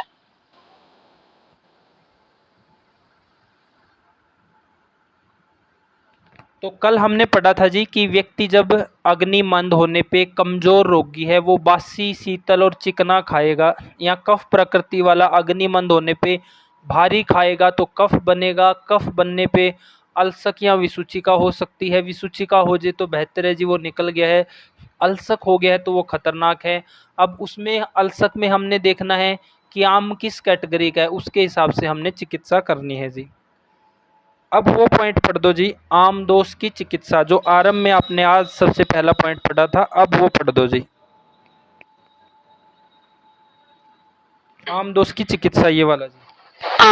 आम दोष की चिकित्सा। जब आम दोष अल्सर के रूप में परिणत हो गया हो और साध्यता के लक्षणों से युक्त हो, तब उसे बालचव, पटु, नमक एवं फल, नैन फल को गर्म पानी में मिलाकर पिलाएं, जिससे शीघ्र ही वमन हो। अर्थात उस रोगी को यह वमन कारक पेय पिलाकर शीघ्र वमन कराएं। उसके बाद उसे स्वेदन कराएं और फिर उसे मल तथा अपान वायुओं को अनुलोमन कराने वाली फलवर्ती का प्रयोग कराएं। यदि इस समय आम दोष की विकृति के कारण उसके अंगों में सिकुड़न आ रही हो तो उन्हें पर्याप्त स्वेदन कराकर वस्त्र आदि से कसकर बांध दें। ठीक है, अब इसमें कहा गया है जी, हमने कंडीशन देख ली है कि आम कब बनता है, कैसे बनता है, किस तरह से बनता है, और किस स्थिति में हमने लंघन करवाना है, किस स्थिति में हमने लंघन के साथ साथ पाचन औषधियाँ देनी है, और किस स्थिति में हमने वमन करवाना है। तो जब हमें ऐसा लगे कि आम दोष अत्यधिक बढ़ा हुआ है, अंदर बेचैनी है, उल्टी जैसा मन हो रहा है, लार निकल रही है, तो ऐसी स्थिति में उसको वमन करवा देना है। अब वमन कैसे कराना है, अब उसमें बोला गया है, जब आमदोष अल्सक के रूप में परिणित हो गया हो और साध्यता के लक्षणों से युक्त हो, तो उसमें हमने बालवच लेना है, नमक लेना है, मैनफल लेना है। इनको गर्म पानी में मिलाकर पिलाएं, जिससे शीघ्र वमन होगा। अर्थात उस रोगी को यह वमन कारक पेय पिलाकर शीघ्र वमन कराएं। एक पॉइंट। अब इसमें हमने माइक बंद रखो जी, किस साथी का माइक खुला है। तो इसमें क्या करना है जी, जब आम दोष अल्सक के रूप में हो गए हैं तो हमने वो विचार कर लेना है कि इसमें आरंभिक अभी 1-2 दिन का है या महीना 1.5 महीने का है या ज़्यादा लंबाई है। जब ज़्यादा लंबाई है, वमन के कोई भी योग्य साथी है, तो उस स्थिति में हमने क्या करना है, 2 ऑप्शन हमारे पास यहाँ पे है वमन करवाने के जी। अगर हम लघु वमन करवाना चाहते हैं तो ऐसी स्थिति में हमने रात को क्या करना है, 10 ग्राम मुलेट्ठी का पाउडर लेना है, 10 ग्राम कड़वे इंद्रजो लेने हैं, 10 ग्राम हमने मैनफल का पाउडर मैनफल उसमें डाल लेने हैं। इसको रात को भिगो के रख दो जी 3 लीटर पानी में। सुबह रोगी को स्नेह स्वेदन करा के और ये पिला के वमन करवा दो। एक तरीका तो ये है जी। और दूसरा तरीका है कि आप इस तरह के रोगी को रात को 1 लीटर पानी में हमने मुलेट्ठी भिगो देनी है, या हमने कड़वे इंद्रजो भिगो देना है, या ये दोनों ही मिला के भिगो दें। दूसरे में हमने क्या करना है कि मैनफल का बीज है जो वो लेने हैं, उसको 250 ml पानी में भिगो के रख देना है जी रात को। सुबह के टाइम में हमने 250 ml दूध लेना है और उसके अंदर डालना है जिसमें हमने रात को मैनफल का पाउडर मैनफल के बीज भिगोए हैं, तो उसमें हमने फिर उसको पकाना है। पक के जब वो तैयार हो जाए, उसका पानी उड़ जाए और जो दूध का अंश बच गया है वो तैयार हो जाए, वो काफ़ी गाढ़ा सा तैयार हो जाएगा जी। दूसरी तरफ हमने क्या करना है, वो मैनफल मुलेट्ठी वाले क्वाथ को भी गर्म कर लेना है। तो हमने सुबह रोगी को स्नेह स्वेदन करा के 40 मिनट बाद रोगी को दूध पिला देना है। उसके 40 मिनट बाद पहले मुलेट्ठी वाला फांट पिला दो जी, और फिर ऊपर से ये मैनफल वाला पिला दो। तो इस तरह से उसको अच्छे से बढ़िया वमन हो जाएगा। तो ये 2 वमन के ऑप्शन हमारे पास है। कि हमने उसको लघु वमन कराना है कि तीक्ष्ण वमन कराना है। जो जैसा भी कराना है, जैसा उचित लगता है उस तरह से हम उसको वमन करा देंगे। किसी भी साथी ने इसको करवाने से पहले 1-2 बार पेशेंट को देखना है जी। कम से कम 5-10 पेशेंट में आप देख के फिर किसी भी रोगी को करवाओ, क्योंकि जो स्ट्रॉन्ग वाला विरेचन करवाते हैं ये वाला, इसमें बहुत ज़ोर लगता है जी पेशेंट का। तो ये क्रिया अच्छे से देख के सीख के फिर ही करानी है जी, अपने आप कोशिश नहीं करनी है जी। तो इसमें कहा गया है कि वमन करवा दो, उसके बाद फिर उसकी इसके बाद हमने स्थिति देख लेनी है जी क्या है। इसके बाद हम एक काम और करवा सकते हैं इस तरह के रोगी को। जब हम पंचकर्म अध्याय में पढ़ेंगे तो वहाँ पे हम पढ़ते हैं कि आरंभिक स्थिति में जब आमदोष है तो आपने वमन करवा दिया जी। इसके बाद उसको जो कफ का शमन करने वाला है या कफ का शोधन करने वाला है, जैसे आरगवद अमृतादि, आरगवद महातिक्तादि घृत, इस तरह का घृत आता है कफ वालों के लिए, आरगवद महातिक्त घृत। हाँ जी, तो इसका हमने 5 दिन उसको घृतपान कराना है। 50 ml, 100 ml, 150 ml, 200 ml, 250 ml और फिर विरेचन करा दो जी। तो पहले आपने ऊपर के मार्ग को साफ कर दिया है, फिर ये पिलाते हुए, ये क्या है जी, तिक्त रस प्रधान है, शुद्धि करने का काम करेगा, पूरे आम को निकाल देगा जी। फिर विरेचन करा दो और फिर इस तरह के रोगी को आप बस्ती वगैरह, बस्ती भी कफ वाले को लेखनीय द्रव्यों की करानी है जी, जो भेदन छेदन करने का काम करे। बस्ती में आगे जब बस्ती अध्याय को पढ़ेंगे तो 2 तरह की है, एक स्नेह बस्ती जो ताकत देने का काम करती है, कफ और पित्त, वात और पित्त वालों को कराई जाती है, और दूसरी जो लेखनीय द्रव्यों की, जो खुरुच के कफ को, आम को बाहर निकालने का काम करे। तो कफ वालों को कफ दोष बड़ा होने पर ताकत वाली बस्ती नहीं दी जाती थी, वहाँ पे लेखनीय द्रव्यों की बस्ती दी जाती है जो शुद्धि करने का काम करे। तो ये चिकित्सा का लाइन ऑफ ट्रीटमेंट रहेगा। किसी भी व्यक्ति को आम बन रहा है जी, तो वहाँ पे ये लाइन ऑफ ट्रीटमेंट रहेगा। सबसे पहले हमने रोगी में देखना है कि उसको लंघन करवाएं या लंघन के साथ साथ पाचन औषधियाँ देनी है, और फिर उसके बाद वमन करवाना है, और फिर उसके बाद इस तरह से हम उसकी चिकित्सा कर सकते हैं जी। फिर बाद में भी जो हमने कफ वाली चिकित्सा पढ़ी है उनमें से कोई भी कॉम्बिनेशन हम दे सकते हैं, जैसे मुस्तारिश दे दिया या दसमूला दे दिया, उसके साथ ही आरोग्यवर्धनी दे दी, ताकि अनुलोमन अच्छा हो, सार्किट विभाजन भी अच्छा बने। फिर आधा घंटा पहले चित्रक आदि दे दी ताकि अग्नि और अच्छी हो, और फिर खाने में अष्टचूर्ण दे दिया, खाने के बाद शुंठी बल आदि कषाय दे दी, दीपन पाचन भी करेंगे, या पंचकोल दे दी, उसके साथ त्रिभुवन दे दिया, या एकेटी, कोई भी कॉम्बिनेशन हम बाद में कफ वालों को शुद्धि करने के बाद भी महीना 2 महीने तक बाद में भी समन औषधियाँ चलाओ जी, क्योंकि ताकि कफ के जो गुण बढ़े थे वो बैलेंस में आ जाए जी। तो इस तरह का लाइन ऑफ ट्रीटमेंट रहेगा जी। हमने किसी भी रोगी के केवल लक्षणों पे काम करके नहीं छोड़ना है जी, गुणों को हमने बैलेंस करना सीखना है जी। अब किसी भी साथी का यहाँ तक कोई सवाल है तो रख सकते हैं जी। जी गुरु जी, एक अभी 42 उम्र के जो पुरुष है, उनका भी कफ प्रवृत्ति में है, और उनका भी यही अभी जैसे जितने प्रॉब्लम बताए यही पूरी संप्राप्ति दिखाई दे रही है। तो अभी ट्रीटमेंट तो नहीं किया है, लेकिन मैं कोशिश कर रहा हूँ कि ये वमन विरेचन करके करना ठीक रहेगा कि जो अपना 10 मोलारिस्ट ओनली देके, अष्टचूर्ण देके, पंचकोल देके करना ठीक रहेगा। हमने 3 क्रम देखे हैं जी। हमने कफ दोष बड़ा होने पर, नया है तो लंघन करवाओ, पुराना हो गया है तो उसको पहले पाचन औषधियाँ दो, फिर वमन विरेचन के ऊपर लाके फिर लेके आओ।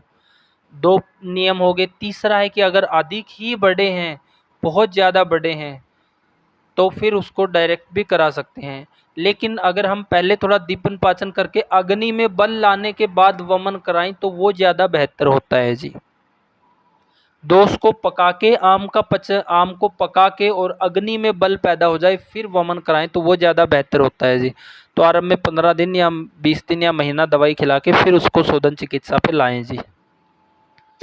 जी गुरु जी, अभी उनको बवासीर का प्रॉब्लम भी है, तो ऑपरेशन भी हो चुका है 3-4 महीने पहले। देखो, कोई भी बीमारी तब तक ठीक नहीं होगी जी। एक रोगी की हिस्ट्री बताएं जी, वो 2016 में आया जी, उसको पथरी बन गई। वो आया नहीं, वो किसी के पास, वैद्य के पास गया, 2016 में पथरी बन गई। अपने पास तो वो 19 में आया था। तो 16 में वो किसी वैद्य के पास गया, पथरी बनी थी तो उसने दवाई ले ली, ठीक हो गई जी।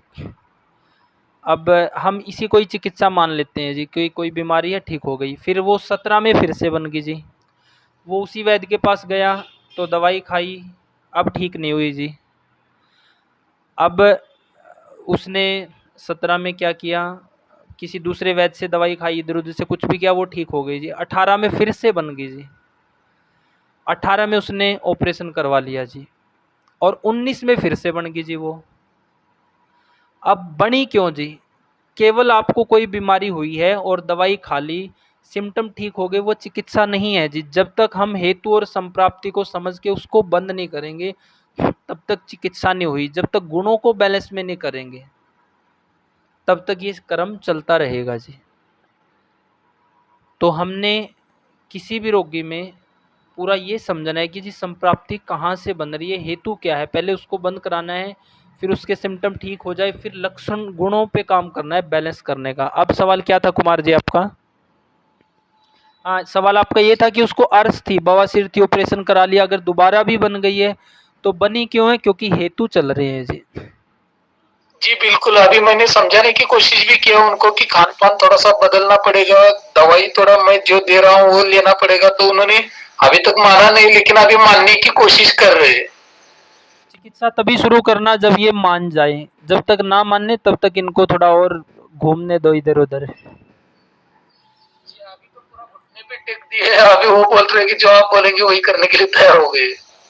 क्योंकि चिकित्सा भी वही है जी। देखो, किसी को बीमारी हो गई, दवाई खा ली, तो वहां तक चिकित्सा नहीं है। अगर आप लोग उच्च कोटि के दक्ष वैद्य बनना चाहते हो तो आपका पूरा फोकस हेतु और संप्राप्ति पे ही रहना चाहिए। हेतु और संप्राप्ति अगर आपको समझ आ रही है तो दवाइयाँ और चिकित्सा मुश्किल नहीं है जी। अगर इस पे हम काम नहीं कर रहे हैं, या हम उस प्रभावी तरीके से रोगी को नहीं समझा पा रहे हैं, रोगी बदल नहीं पा रहा है, या आपका उपहास उड़ा रहा है कि जी मैं तो खाने पीने में इन्हीं चीज़ों में रह जाऊंगा, तो उस तरह के रोगी की चिकित्सा ना करो। ये पहले अध्याय के अंतिम श्लोक में लिखा हुआ है जी। इस तरह के रोगियों के बारे में लिखा है कि इस तरह के रोगियों की व्यक्तिगत चिकित्सक चिकित्सा ना करे, उसको सरकारी हॉस्पिटल में भेज दो जी। उनके लिए सरकारी अस्पताल बने हैं, क्योंकि जो रोगी अपने आहार विहार हेतु को नहीं बंद कर पाएगा तो उस रोगी से हमें उपशय नहीं मिल सकता, अपशय ही मिलेगा जी, वो ठीक नहीं होगा। तो हमारा पूरा फोकस हेतु और संप्राप्ति पे रहना चाहिए जी। कारण ढूंढो, किसी भी रोगी में बीमारी आई है तो आई क्यों है। जब तक क्यों को ठीक नहीं करेंगे तो बात नहीं बनेगी जी। कई दिन पहले हमारे पास एक लेडीज आई जी अपने बच्चे को लेके। वो लेडीज चंडीगढ़ पुलिस में नौकरी करती है, उसका हस्बैंड भी चंडीगढ़ पुलिस में ही नौकरी करता है, और उसकी सासू माँ भी एक अच्छे पोस्ट पे वो है, कार्यरत है। अब वो आए अपनी फार्मेसी पे, तो आते ही जी कि जी बच्चे में खून की कमी है, तो दवाई मैंने रख दी जी, ये लो आसव है, ये ताप्यादि लो है, ये पुनर्नवा मंडूर है, ये है वो है। अब इनमें से कौन सी दोगे, कितने दिन में खून बढ़ जाएगा जी? वहाँ खून नहीं बढ़ेगा जी। बोल रहे हम दवाई मांग रहे हैं खून की, आप बोल रहे आपने दवाई दे दी, खून नहीं बढ़ेगा। तो क्या दवाई देने से ही खून बढ़ जाएगा जी? भाई आपके बच्चे में खून की कमी है, आप दवाई मांग रहे हो, तो अकेली दवाई से नहीं बढ़ेगा, फिर किससे बढ़ेगा? भाई इसको खून की कमी क्यों हुई है? जब उसकी संप्राप्ति ढूंढते हैं तो सुबह उठ के वही परोंठा खाया, स्कूल में चला गया जी।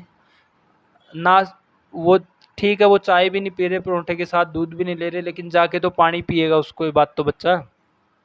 स्कूल में भी उसका परोंठा चल रहा है जी। और फिर सब ड्यूटी पे है तो बोलते हैं जी 2 बजे आया, 2 बजे क्या करेगा? वो बासी ही खा लेगा जी, जो सुबह वाला बना हुआ है 2 बजे भी। स्कूल में फ्रूट वगैरह भी है, खाना भी है, सब चला, और फिर गेम के लिए चला जाता है जी। अब गेम पे जाने से पहले या आने के बाद उनको पहले दूध पिलाते हैं, फिर खाना खिलाते हैं, फिर दूध पिलाते हैं। मतलब सिस्टम ऐसा जहाँ पाचन हो ही नहीं रहा है जी, और रात को दाल है, पूरा सिस्टम बिगड़ा हुआ। अब किसी में खून की कमी है तो वो दवाई से ठीक नहीं होगी जी, जब तक हेतु को हम ठीक नहीं करेंगे। और अक्सर पढ़े लिखे लोग, ये तो बात उनकी है जी जो तीनों ही प्रशासनिक सेवा में लगे हुए हैं, और जो मतलब कम पढ़े लिखे हैं तो उनकी तो फिर बात ही अलग है। मतलब जो ये इस व्यवस्थाओं को चला रहे हैं उनको ही नहीं पता है जी। कि बच्चे का खून की कमी है, तो वो बढ़ेगा कहाँ से जी? सब दवाइयों के भरोसे बैठे हैं जी। तो अकेली दवाइयाँ, हाँ जी। पूरा मैं ये कह रहा हूँ कि सिस्टम ही ऐसा बना हुआ है, हर कोई बच्चा है, अब स्कूल जाता है, सुबह अपना टिफिन लेके ही जाता है। कोई मतलब 100 में से 1 या 2 माँ बाप होंगे जो ताजा दे के आते होंगे। इसीलिए तो फिर सबके बच्चों में खून की कमी है जी, मैक्सिमम खून की कमी है जी बच्चों में। हाँ जी। इसीलिए तो गुरुकुल चाहिए, गुरुकुल ही सबसे सर्वोत्तम है। अब उस माँ बाप को अपनी नौकरी की चिंता है, अपनी गाड़ी की चिंता है, सब चीज़ की चिंता है। चिंता नहीं तो अपने शरीर की और अपने बच्चे के शरीर की, और अपना खाना बनाने और खाने का ही समय नहीं है जी। बताइए जी किस लिए रहे हैं फिर?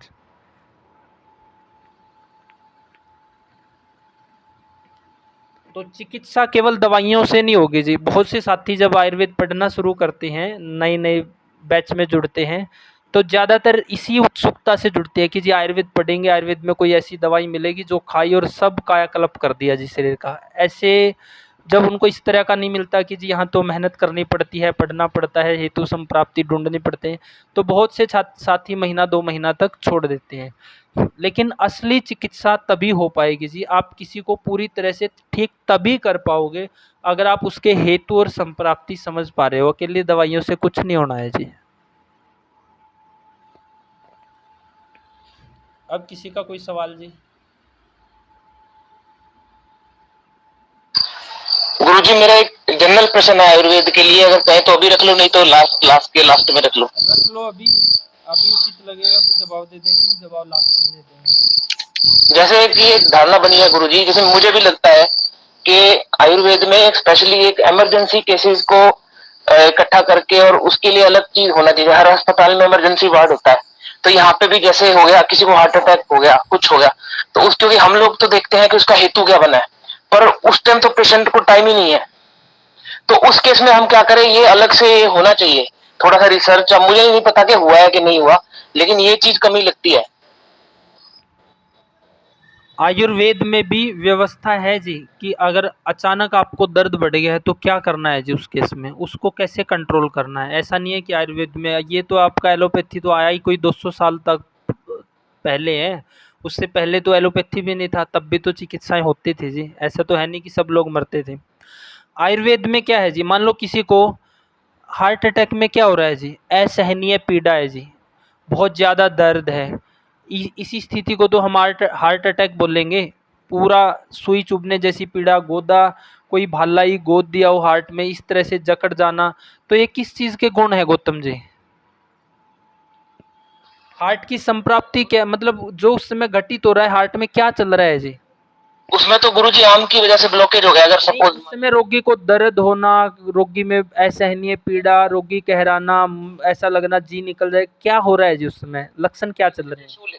हृदय शूल होता है और बहुत ज्यादा पसीना आता है और मतलब बेहोश भी हो जाते हैं। पूरा जकड़ जाता है सिस्टम, पूरा दर्द वहीं एक ही जगह फंसा रहता है, ना सांस ले पाता है रोगी, सब रुक जाता है। तो क्या हो रहा है जी, वायु ने हर चीज को जकड़ दिया है जी। गुरुजी वात बनने से ऐसा हो रहा है। वात के कारण ही ऐसा हो रहा है जी। तो आयुर्वेद में यहाँ पे किसी भी दर्द में जी, अब पथरी का भी अगर आप रोगी देखेंगे, अगर किसी को पित्ते में पथरी है, उसको अगर जब दर्द आया है तो कोई रोगी देखा है जी, किसी कोई अनुभव शेयर करेगा? अगर किसी रोगी को पित्ते की पथरी का दर्द होता है तो कैसा होता है?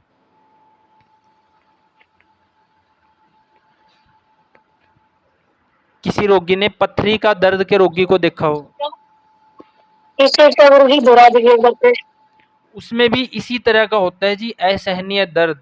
जब उसको इंजेक्शन वगैरह देते हैं, तो आयुर्वेद में यहाँ पे जो चिकित्सा आती है ना जी, वो ये चिकित्सा है कि झट से उस व्यक्ति का अनुलोमन करने का प्रयास करो जी। अब समस्या थोड़ी यहाँ पे ये आ जाती है कि व्यक्ति ने जब पूरा ही सिस्टम गड़बड़ कर लिया ना, जैसे कि एक पेशेंट था जी जिसकी हम चिकित्सा कर रहे थे, उनको एक अलग केस था, उनको दवाई दे दी, उसकी संप्राप्ति ख़त्म हो गई, लेकिन ड्राइनेस बढ़ने से उनको, महिला थी वो, पेन होना शुरू हो गया जी। एक दिन उसी तरह की संप्राप्ति बन गई, भयंकर पेन हो गया जी।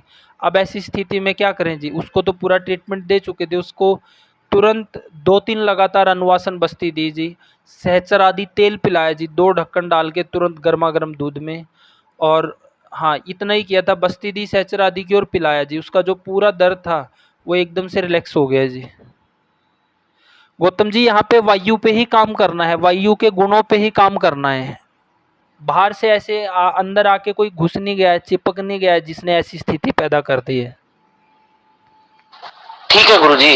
मैम मेरा मेरा प्रश्न उससे रिलेटेड था, जैसे अभी हार्ट अटैक के केस में क्या होता है, बहुत क्लियर होता है, मतलब आजकल स्कैनिंग स्कूलिंग सब मशीनें है कि ब्लड का फ्लो ब्लॉक हो गया, तो उस केस में ये लोग दवाइयां देते हैं उसको ठीक करने के लिए, खोलने के लिए थोड़ी देर में या स्टंट डाल देते हैं या कुछ करते हैं। तो मैं कह रहा हूँ कि हम यहाँ पे कुछ ऐसा हो सकता है क्या, और आप कह रहे हैं कि वायु पे काम करना है इस पे। गौतम जी बहुत से केस में असहनीय पीड़ा है, दर्द है, और वहाँ पे अनुलोम करने से वो दर्द ठीक हो जाएगा, लेकिन वहाँ पे डॉक्टर ब्लॉकेज है तो ब्लॉकेज की चिकित्सा बाद में हो जाएगी। इमरजेंसी में वहाँ पे इमरजेंसी चिकित्सा तो दर्द को ख़त्म करना ही है जी। अगर आप वहाँ पे दर्द को ख़त्म कर पाएँ तो ब्लॉकेज की तो चिकित्सा हो जाएगी, लेकिन डॉक्टर क्या सहारा लेता है जी, वो असहनीय दर्द है, बस वहीं पे फ़ायदा उठा के कि भाई इसकी ब्लॉकेज इतनी है कि ये 2 दिन नहीं पकड़ पाएगा। हालांकि वो रोगी 2-2 साल भी निकाल लेते हैं, कई रोगी ऐसे देखा है बिना चिकित्सा लिए भी जी, बिना चिकित्सा लिए भी इतने लापरवाह रोगी होते हैं, वो निकाल लेते हैं। लेकिन डॉक्टर की भाई इमरजेंसी है, अभी पेन तो देखो हो ही रहा है जी, वो अगर आपने पेन वहाँ से हटा दिया है तो बाकी चिकित्सा आप आराम से कर सकते हो। वो उसी स्थिति का फ़ायदा उठाते हुए कि जब तक रोगी पेन में तड़फेगा तभी तो जी डाल दो स्टंट। स्टंट में तो क्या है जी, वो एक उसके लिए बस रास्ता बना रहे हैं, लेकिन वो चिकित्सा तो नहीं है, चिकित्सा तो बाद में भी वही करनी है उसकी, अगर दोबारा उस स्थिति में आने से बचना है तो। गौतम जी हाँ जी, मैंने ये तो देखा है गुरुजी का फायदा उठाते हुए, मतलब मैं कहूंगा कि जो मैंने केसेस देखे 70-80% में तो फालतू फायदा उठाते हैं। इसमें अगर व्यक्ति को जब असहनीय पीड़ा है, असहनीय दर्द है, व्यक्ति बेबस है, ऐसी स्थिति में उसको स्टंट डालने के लिए सर्वोत्तम ऑप्शन होता है जी, उनके पास सबसे अच्छा अवसर होता है उस समय पे। अगर उस समय उसका दर्द ख़त्म कर दिया, दर्द उसका हटा दिया है, तो उसकी ब्लॉकेज की चिकित्सा 10 दिन 20 दिन में भी हो सकती है जी। और इमरजेंसी में तो ऐसा तो है नहीं कि वो भी ब्लॉकेज को तुरंत ही खोल देते हैं, वो तो केवल एक रास्ता बनाते हैं। और लगभग 95% केस ऐसे होते हैं जिनमें बाद में ब्लॉकेज को ख़त्म किया जा सकता है जी, केवल उस समय उनका दर्द हटाना है जी वहाँ से। गुरुजी मेरा एक एक्सपीरियंस बताना चाहता हूँ। जो मेरे पास मरीज थे जिनका अभी ये हाल हो गया था, मतलब जो तकलीफ हो रही थी, तो उनको भी संप्राप्ति वही थी जो हार्ट अटैक वाली थी, पीठ में दर्द और छाती में दर्द।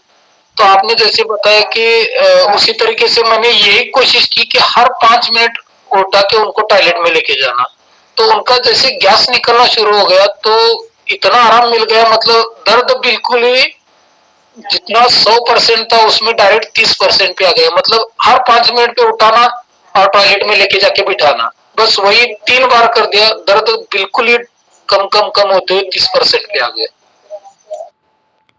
वो एक ऑप्शन दिखाया गया है गौतम जी। 95% केस ऐसे होते हैं कि हम वहाँ पे दर्द को ख़त्म करके बाद में उसकी ब्लॉकेज की चिकित्सा कर सकते हैं जी। लेकिन यहाँ पे तो अगर इतना अवसर लगता है कि नहीं डलेगा फिर भी डाल देते हैं जी। जो आप बिल्कुल ही इमरजेंसी समझ रहे हो ना जी, हर केस में उस तरह की इमरजेंसी नहीं होती है। हाँ जी, हाँ जी, कोशिश तो पूरी की जाती है कि डल जाए। हाँ ये तो मेरे को, मैंने देखा हुआ है, मेरे भाई के साथ ही हुआ है, 50-60 हजार रुपए ऐसे ही एक दिन में खर्च हो गया उसका, कुछ निकला भी नहीं था। तो उसे एक समोसा खाया था, उसके छाती में दर्द हुई, मेरे से छोटा ही है। तो यहाँ पे ये होता है कि यहाँ पे उसका चेक किया, ब्लड में ट्रोपोनिन लेवल बढ़ा हुआ है, 6 घंटे के लिए आईसीयू में रखना पड़ेगा। फिर उसकी सीटी एनजीओ ये सब कर ली, तो 60,000 का बिल बन गया। अगले दिन पता लगा कि कुछ था ही नहीं। एक माहौल ये बना है जी कि हार्ट में, अब जैसे आप लोग इस क्लास में पढ़ने के बाद मुझे लगता है कि कुछ डर आप लोगों का कम हो जाएगा। और जैसे कुमार जी चिकित्सा कर रहे हैं, बाकी जो अपनी प्रैक्टिस कर रहे हैं, उनका तो मतलब पूरी तरह से ही डर कम हो जाएगा जी। मतलब जब व्यक्ति के साथ इस तरह की पोजीशन है ना जी, पूरा जकड़ गया है, असहनीय दर्द है, व्यक्ति को होश ही नहीं है, वहाँ पे काम करना है दर्द के ऊपर जी। अगर दर्द पे काम कर पाए तो 95% 100 में से ऐसे केस हैं कि जिनको आप बाद में ठीक कर सकते हैं। केवल दर्द ठीक होते ही तो बाकी चिकित्सा तो आराम से हो सकती है। लेकिन यहाँ पे डॉक्टर हर केस में, अब माहौल ये बना है कि भाई ऐसी स्थिति आ गई है तो वो बिल्कुल तैयार है जी स्टंट डलने के लिए, ना वो बोलेगा, वो बिल्कुल चूं भी नहीं करेगा जी, वो आसानी से डलवा लेगा।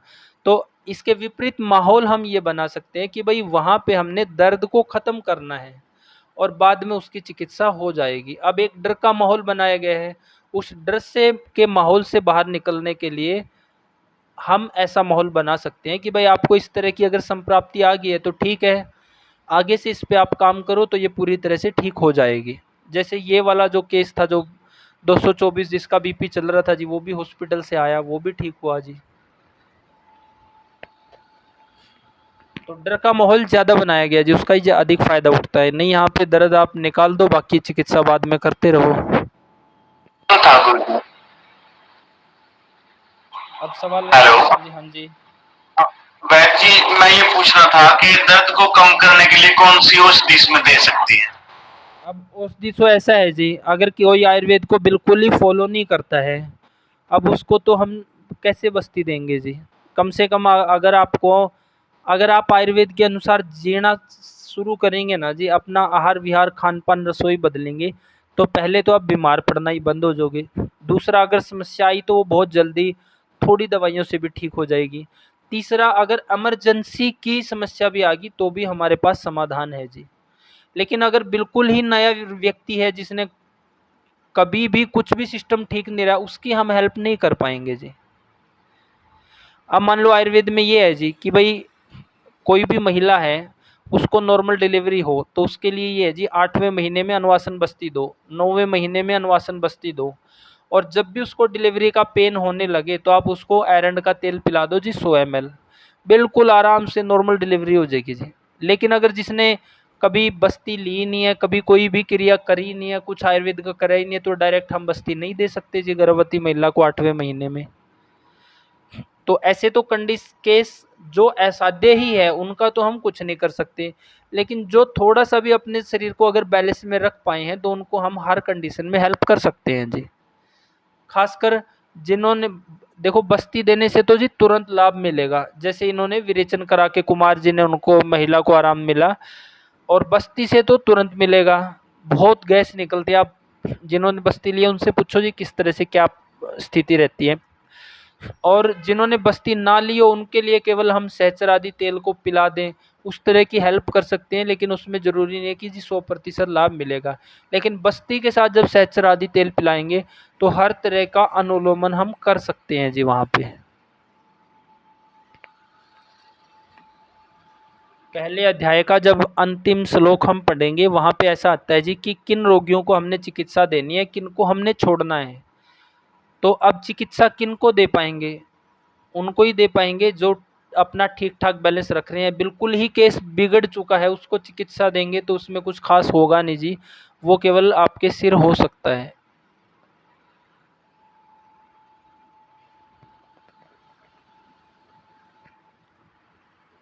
और किसी का कोई सवाल जी?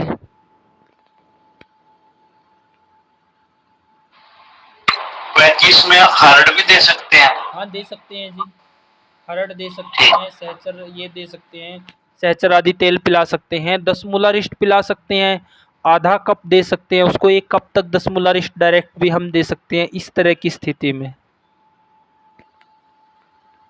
लेकिन इस तरह की स्थिति में अगर अनुलोमन किया जाए, अनुलोमन का विकल्प हमारे पास है तो उसमें फिर जल्दी रिलैक्स मिलता है जी। सर फिर अनुलोमन में सर औषधि कौन सी दे?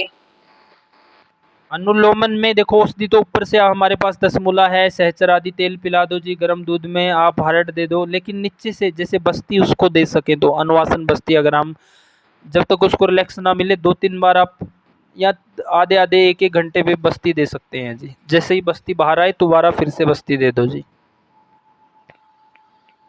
अनुवासन बस्ती जी।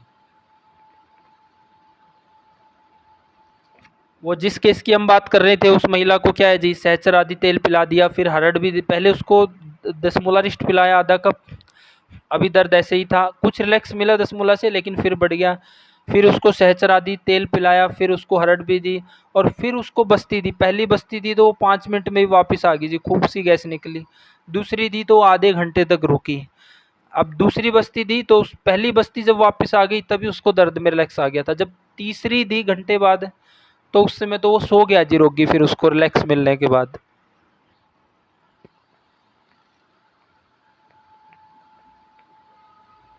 और किसी का कोई सवाल जी?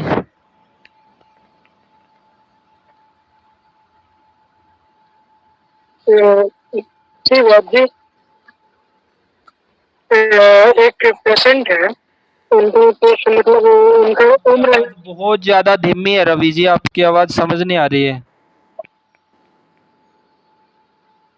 बस्ती की मात्रा कितनी होनी चाहिए गुरुजी? बड़ी समस्या है। बस्ती की मात्रा 60 ml 100 ml इस तरह के रोगियों में इतनी दें जी। मतलब हमारे पास एक सिरिंज 60 ml की होती है, एक दो फार्मेसियों से मिल पाए तो 100 ml तक की, 60 से 100 ml दे सकते हैं संजय जी। ठीक है जी।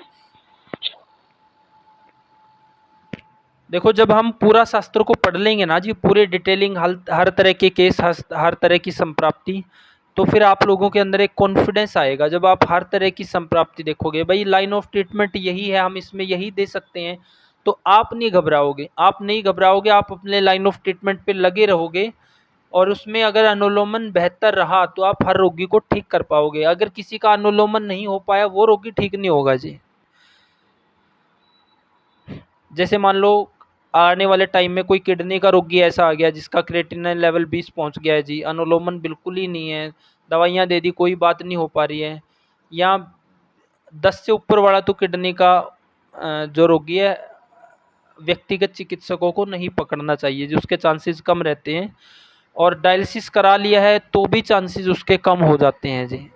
अगर डायलिसिस नहीं कराया है, क्रिएटिनिन लेवल 10 तक गया है, तो वो अगर पूरी तरह से फेथ के साथ आयुर्वेद का ट्रीटमेंट ले तो उसकी पूरी रिकवरी हो सकती है जी। तो फिर वहाँ पे जब हर बीमारी का, हर संप्राप्ति को हम समझेंगे तो एक हमारे सामने एक तस्वीर होगी जी कि हम इस रोगी को यहाँ तक इतना कर सकते हैं। अनुलोमन अच्छा रहा तो लगभग हर बीमारी में काम हो जाएगा जी। अगर अनुलोमन रुक ही गया है तो फिर बात नहीं बन पाएगी। तो हमें पता चलेगा किस रोगी को लेना है, किसको छोड़ना है, कहाँ तक किस तरह के रोगी की चिकित्सा करनी है, ये भी आगे जब डिटेल में पढ़ेंगे तो पता चलेगा जी। तो आज हम एक पॉइंट पढ़ पाए हैं जी कि एक पॉइंट की आम दोष जब अधिक बढ़ जाता है तो उसकी चिकित्सा के 3 कर्म हैं और 3 कर्मों में से हमें किस समय पे कौन सा कर्म करना है। ये पॉइंट तो सबका क्लियर होगा जी। इससे आगे एक पॉइंट और डिस्कस कर लें, 1-2 पॉइंट और।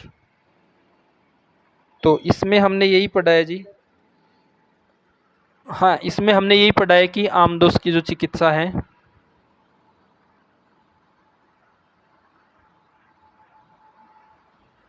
कि इसमें पहले हमने उसकी स्थिति देख लेनी है, फिर वमन कराना है, फिर इसमें विरेचन भी करा सकते हैं और बस्ती भी दे सकते हैं। तो पूरी तरह से शुद्धि कर देनी है और बाद में भी इनको हम समन औषधियाँ चलाएं ताकि गुणों को बैलेंस करें।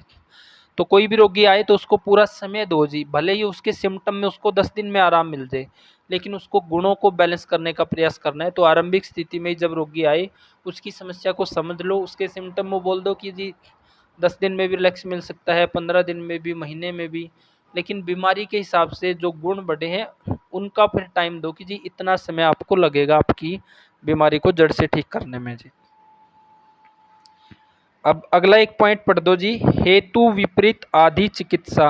हेतु विपरीत आदि चिकित्सा पेज नंबर 139 का पहला श्लोक पढ़ दो कोई ना जी। ये इसमें नहीं आ पाया गुरदर्शन जी, जो ग्रुप में भेजा था उसमें नहीं आ पाया ये। अच्छा इनके पास अष्टांग हृदयम नहीं है तो और कोई साथी पढ़ दो जी, 139 पेज का पहला श्लोक जी। Yes sir. हेतु विपरीत आदि चिकित्सा।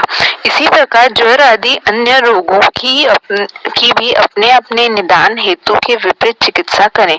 यदि ऐसा करने पर भी रोग शांत न हो तो उसे छोड़कर चिकित्सक यथोचित अवसर देखकर व्याधि विपरीत औषध योगों का प्रयोग करें। इससे हाँ इससे अगला पॉइंट और पढ़ दो, दोनों का इकट्ठा चर्चा करेंगे जी। विपरीत अर्थकारी चिकित्सा। अथवा विपरीत अर्थकारी चिकित्सा विधि का प्रयोग करना चाहिए। जब इस प्रकार दोष का पाचन हो जाता है और जठराग्नि प्रदीप्त हो जाती है तो विधि पूर्वक अभ्यंजन, तैलमर्दन, स्नेहपान तथा बस्ती आदि का प्रयोग करना चाहिए। इसमें सभी ने ध्यान से सुनना है जी कि इसमें लाइन ऑफ ट्रीटमेंट में हमने क्या ध्यान रखना है। इसमें कहा गया है हेतु विपरीत आदि चिकित्सा, यानी रोगी के जो हेतु चल रहे हैं उनको ठीक करना है और उसके विपरीत चिकित्सा करनी है। जैसे कि हमने क्या समझा, भाई किसी व्यक्ति ने बहुत अधिक खा लिया है, ज़्यादा खा लिया है तो आम बन गया है, उसके कारण सिस्टम रुक गया है, दर्द हो रहा है, तो ऐसी स्थिति में चिकित्सा क्या रहेगी, लंघन करवाना। क्यों? क्योंकि आम का वहाँ से पाचन हो। तो पहला पॉइंट है हेतु विपरीत आदि चिकित्सा। इसमें कहा गया है इसी प्रकार जवर आदि अन्य रोगों की भी अपने अपने हेतु के विपरीत चिकित्सा करें। जवर आदि में भी जो हेतु बने हैं, जवर में भी क्या है जी, आम दोष अग्नि को ढक लेता है, तो वहाँ पे भी लंघन करवाया जाता है। तो अग्नि ढकी है तो उसके विपरीत चिकित्सा है कि लंघन करवाना, ताकि आम का पचन होगा, अग्नि अपनी अच्छी हो जाएगी जी। यदि ऐसा करने पर भी रोग शांत न हो रहा हो तो फिर उसमें न हो रहा हो तो उसे छोड़कर चिकित्सक यथोचित अवसर देखकर व्याधि विपरीत औषधों का प्रयोग करें। फिर हमने ऐसी औषधियाँ देनी है जी ताकि आम का पचन करें। जैसे गौतम जी, आपने अधिक खा लिया, आपको समस्या बनी, फिर आपने वो एक दिन शायद निकल गया था, उसके बाद आपने फ़ोन किया, फिर आपने 10 मूला चित्र किए वो लिया, तो आपका बिल्कुल बैलेंस तो बन गया था वो एक दिन में ही। हाँ जी, हाँ जी, हाँ जी सर। तो फिर पूरा लाइन ऑफ ट्रीटमेंट वही, हाँ पूरा लाइन ऑफ ट्रीटमेंट यहाँ क्लियर हो गया ना कि जी पहले तो अधिक खा लिया है तो कोशिश करो, अगर वो विसूचिका के रूप में निकल गया है तो बढ़िया है जी, नहीं तो थोड़ा सा लंघन रखो। लंघन शायद आपने उसके बाद लंघन ही किया होगा। मैं तो गुरुजी तब उसके बाद से लंघन ही कर रहा हूँ 2 टाइम। हाँ, आपने लंघन किया और फिर आपने ये 10 मूला चित्रक और ये सब लिया तो शाम का पचन हो गया। तो इसमें लाइन ऑफ ट्रीटमेंट यही बना जी, अगर इस तरह की संप्राप्ति है कि आम अधिक बन रहा है तो लंघन कराओ, लंघन से भी आराम नहीं मिल रहा है तो फिर हमने उसको साथ में दीपन पाचन औषधियाँ दे देनी है ताकि आम का पचन करे वहाँ पे। फिर भी दर्द खत्म करने वाली नहीं जी, पाचन औषधियाँ 10 मूलारिष्ट दे दो, चित्रक आदि वटी दे दो, अष्टचूर्ण दाल के सूप में डाल के दे दो, इस तरह की चिकित्सा हमने करनी है जी। तो व्याधि विपरीत औषधों का प्रयोग करें। व्याधि क्या है? आम है। आम का पचन कैसे करेंगे? लंघन के साथ साथ दीपन पाचन औषधियाँ दे के जी। आगे इसमें कहा गया है अथवा विपरीतार्थक चिकित्सा विधि का प्रयोग करना चाहिए। जब इस प्रकार दोषों का पाचन हो जाता है और जठराग्नि प्रदीप्त हो जाती है तो बाद में फिर उसको अभ्यंग, स्नेहपान, बस्ती ये सब बाद में करना है जी। तो ये लाइन ऑफ ट्रीटमेंट है कि किसी भी व्यक्ति को अगर आम बन रहा है तो आरंभिक स्थिति में लंघन कराओ, लंघन करते हुए अगर लाभ नहीं मिल रहा है तो जल्दी से दीपन पाचन औषधियाँ दे दो, और जब यहाँ से दीपन पाचन होके अग्नि अच्छी हो जाए, सब बैलेंस हो जाए तो फिर पूरी चिकित्सा करो जी, उसको बीच में ना छोड़ो। जैसे महेंद्र जी, आपने ये सब कर लिया था, अब आपको विरेचन कराने की जरूरत थी जी। 5 दिन पंचतिक्त या आरगवत घी का सेवन करते हुए विरेचन कराने की, वो पूर्ण चिकित्सा है। बीच में छोड़ देंगे, आराम तो मिल गया है, सब कुछ ओके हो गया, लेकिन दोष फिर से आ सकते हैं जी। अच्छा जी, क्या करना पड़ेगा जी? विरेचन जी, स्नेहन स्वेदन करते हुए 5 दिन घृतपान करके विरेचन करोगे, जो हल्का अनुलोमन बचा हुआ है आपका जो 5-1%, वो पूरी तरह से ठीक हो जाएगा, नहीं तो वो वापसी से व्याधि को ले आएगा जी। विवेचन करें किस तरह गुरुजी? वो एक बार कल आपको बता देंगे। तो देखो, हमने हर व्याधि में जी, व्याधि के सिम्टम भले ही ठीक हो गए हो लेकिन गुणों को बैलेंस करना है और प्रॉपर अनुलोमन प्रॉपर होना जरूरी है जी। अगर अनुलोमन रुकेगा, आप देखो अगर किसी को कब्ज रह रही है तो कैसा फील होगा जी उसी को। अगर उसी तरह से अगर मूत्र का भी अनुलोमन रुकेगा तो किडनी फेलियर की संप्राप्ति सबसे जल्दी बढ़ेगी, क्योंकि जो टॉक्सिन निकल जाने चाहिए थे वो ना निकल के वहीं फंस के वो किडनी फेलियर जैसी संप्राप्ति बनेगी। तो हर व्याधि के बाद हर चिकित्सा में भले ही रोगी को आराम मिल गया हो, फिर भी प्रॉपर अनुलोमन उसका चेक करो हो रहा है कि नहीं हो रहा है। जब तक ना हो रहा हो तब तक उसको चिकित्सा देते रहो और गुणों को बैलेंस करो। अनुलोमन रुका रहा तो फिर से पूरी व्याधि वापस आ सकती है जी, क्योंकि अनुलोमन रुकना खतरनाक है जी। तो यहाँ तक हमने पढ़ लिया है जी। अगला पॉइंट है कि कफ के व्यक्ति को आम बनेगा तो क्या लक्षण है। फिर अगला है पित्त के व्यक्ति को आम बनेगा या वात के व्यक्ति को आम बनेगा तो क्या लक्षण है। ये पॉइंट हम पिछली कक्षा में पढ़ चुके थे जी। इससे अगला एक पॉइंट और पढ़ दो जी, चिकित्सा सूत्र। ये और पढ़ दो जी। चिकित्सा सूत्र। आमाजन में रोग के अनुसार पूर्ण लंघन, उपवास करें या लघु भोजन करें। विस्तृतादि जिन में बार बार पेट के ऊपर आवाज नहीं आई गुरु जी, ये जी आपकी आवाज कम हो गई। आवाज तो बिल्कुल भी खत्म हो गई कि वात प्रवृत्ति को लग गया। कोई ना जी, आवाज नहीं आ रही है आपकी। अगर आप दोबारा बोल सकते हैं तो ठीक है, नहीं कोई दूसरा साथी पढ़ दो जी।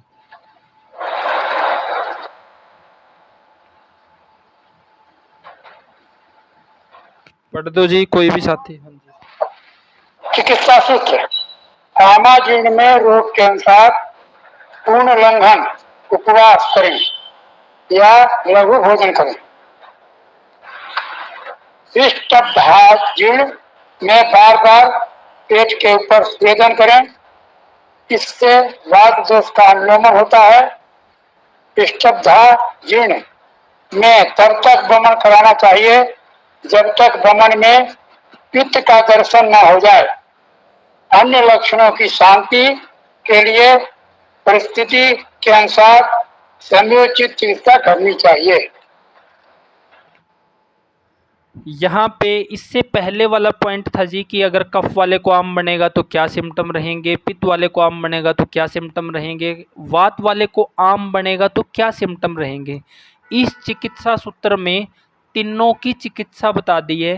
तो कोई भी साथी बताएगा कि जिसमें क्या कहा गया है, जो भी साथी इसको बताएगा तो पता चलेगा जी कि वो बहुत अच्छा स्वाध्याय कर रहा है, बहुत अच्छे से पढ़ रहा है और उसकी हर चीज़ क्लियर है, जो भी इसका जवाब दे पाएगा जी।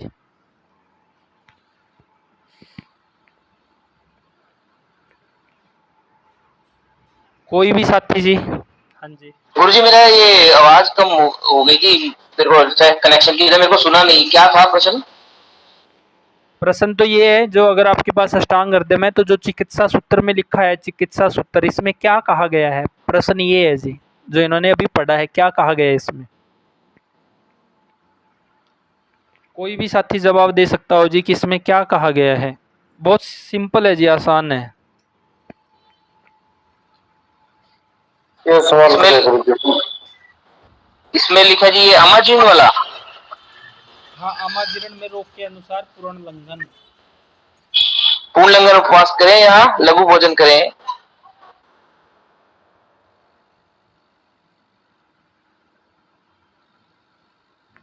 संजय जी, आपके पास तो होना चाहिए जवाब। बिल्कुल सिंपल सिंपल सी लाइनें लिखी है। मैं गुरुजी ट्रेवल कर रहा था, मैं बोलता हूँ फिर भी।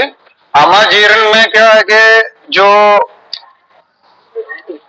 पचन नहीं हो रहा ठीक से, तो ऐसे में लंघन करके जो पाचक शक्ति है थोड़ी सी बढ़ेगी। बिल्कुल ठीक बोल रहे हो जी। और फिर उसके बाद मतलब कि फिर वो लघु भोजन, मतलब कि जो जल्दी से पचे ऐसे आहार उसको देने चाहिए। ठीक है जी।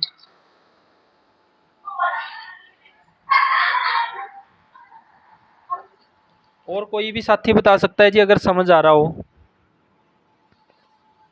मन तो गुरु जी आई कौन समझ आ रहा।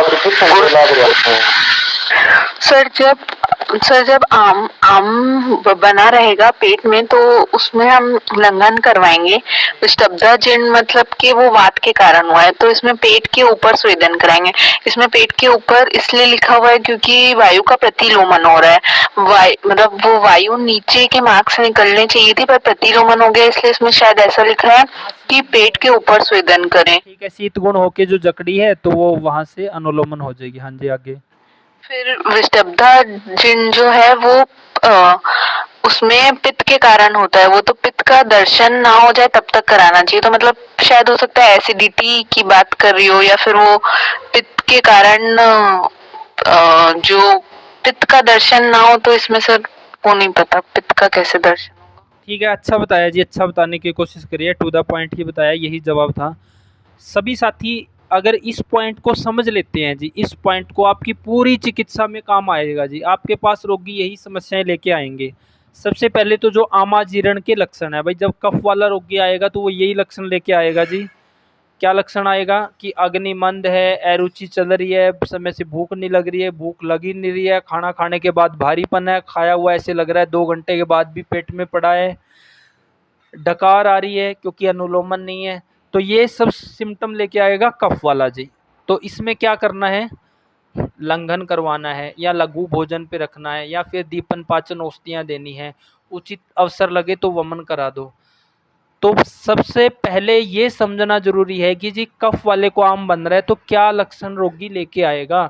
और सभी रोगी एक ही तरह के लक्षण लेके आते हैं, बस उसमें थोड़े 2-4 ऊपर नीचे अलग होते हैं, लेकिन मेन लक्षण यही अग्निमंद, अरुचि, समय पे भूख ना लगना, कम खाना खाने के बाद भारीपन रहना, गैस, अफारा, डकार, ये लगभग कॉमनली मिलेंगे ही जी। तो इसकी चिकित्सा बताई गई है। ये जो पेज नंबर 139 के 3 श्लोक ये जी, आमाजीर्ण, विष्टब्दाजीर्ण और विदग्धाजीर्ण, ये इन तीनों को समझ लिया और इसका चिकित्सा सूत्र समझ लिया तो पूरी जिंदगी काम आएगा जी। इसको आप हाईलाइट करके जी बड़े बड़े से शब्दों में लिख लो और इसको हर समय अपने माइंड में रखना है जी। हर रोगी में देखना है कि क्या इनमें से कौन से लक्षण है जी। तो कफ वाले में तो ये है, इसकी चिकित्सा है जी कि वहाँ पे लंघन कराना, दीपन पाचन औषधियाँ देना, अग्नि में बल लाना, उचित अवसर लगे तो वमन विरेचन करा के शुद्धि कर दो जी। पहला तो ये है आमाजीर्ण में। दूसरा है जी विष्टब्दाजीर्ण, यानी कि वात वाले के अंदर जब भोजन का पाचन नहीं बन रहा होगा तो क्या होगा, इसमें लिखा है जी पेट में सूल होना यानी कि दर्द होना, मल मूत्र और इनके निकलने में रुकावट होना, अफारा बनना, शरीर कमजोर होते चले जाना, ये वात वाले की सिम्टम आ गया जी। तो यहाँ पे वायु फंसी है, वायु दर्द कर रही है, वायु जकड़ रही है, कब, जब वायु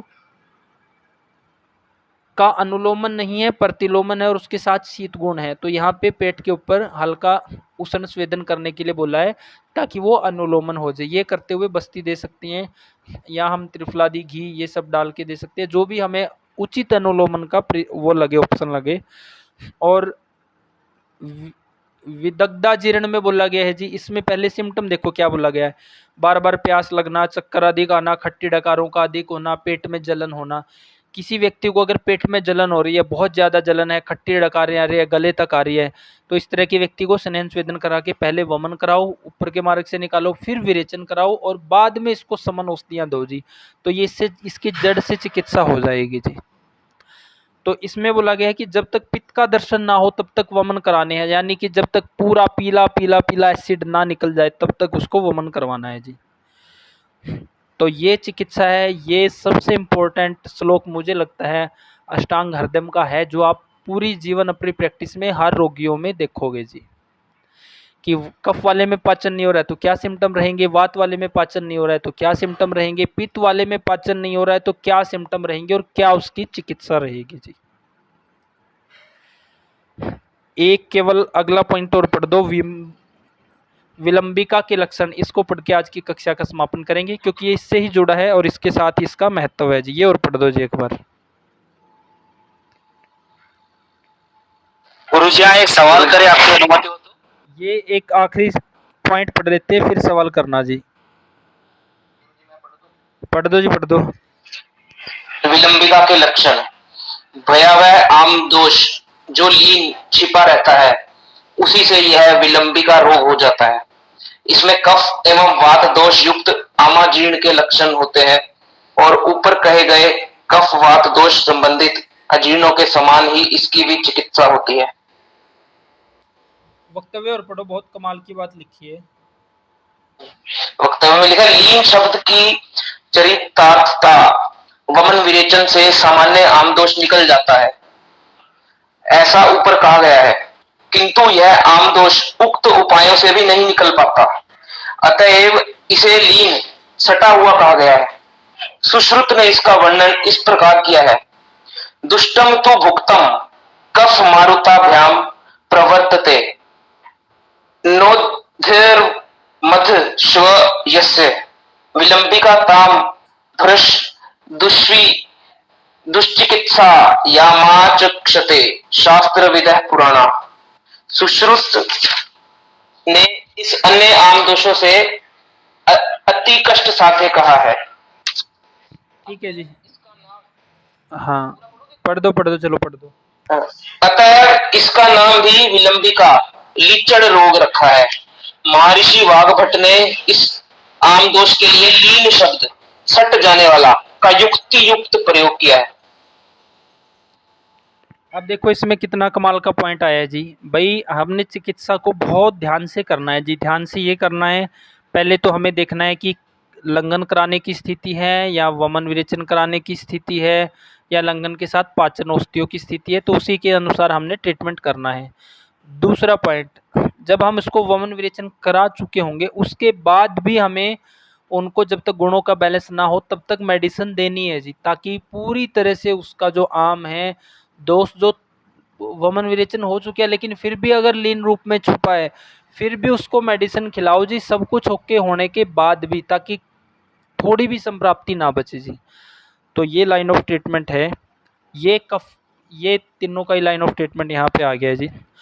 अब आप लोगों से कल से बारी बारी कभी किसी से यही पूछेंगे जी कि कफ में आम बन रहा है तो क्या लक्षण है, पित्त में आम बन रहा है तो क्या लक्षण है, वात में आम बन रहा है तो क्या लक्षण है और उसकी लाइन ऑफ ट्रीटमेंट क्या रहेगा। तो इस पेज नंबर 139 को सभी साथियों ने कई बार पढ़ना है जी। खासकर आमाजीर्ण के लक्षण, इसमें 2 4 5 लक्षण दिए हैं लेकिन आपने और भी लक्षण जोड़ने हैं कि रोगी क्या क्या फील करता है जी।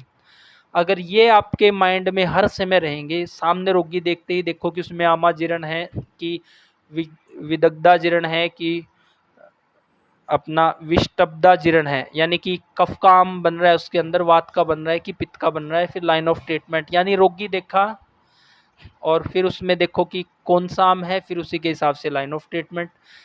शक्ल देखते ही रोगी की दिमाग में उसकी संप्राप्ति और लाइन ऑफ ट्रीटमेंट समझ में आ जाना चाहिए जी।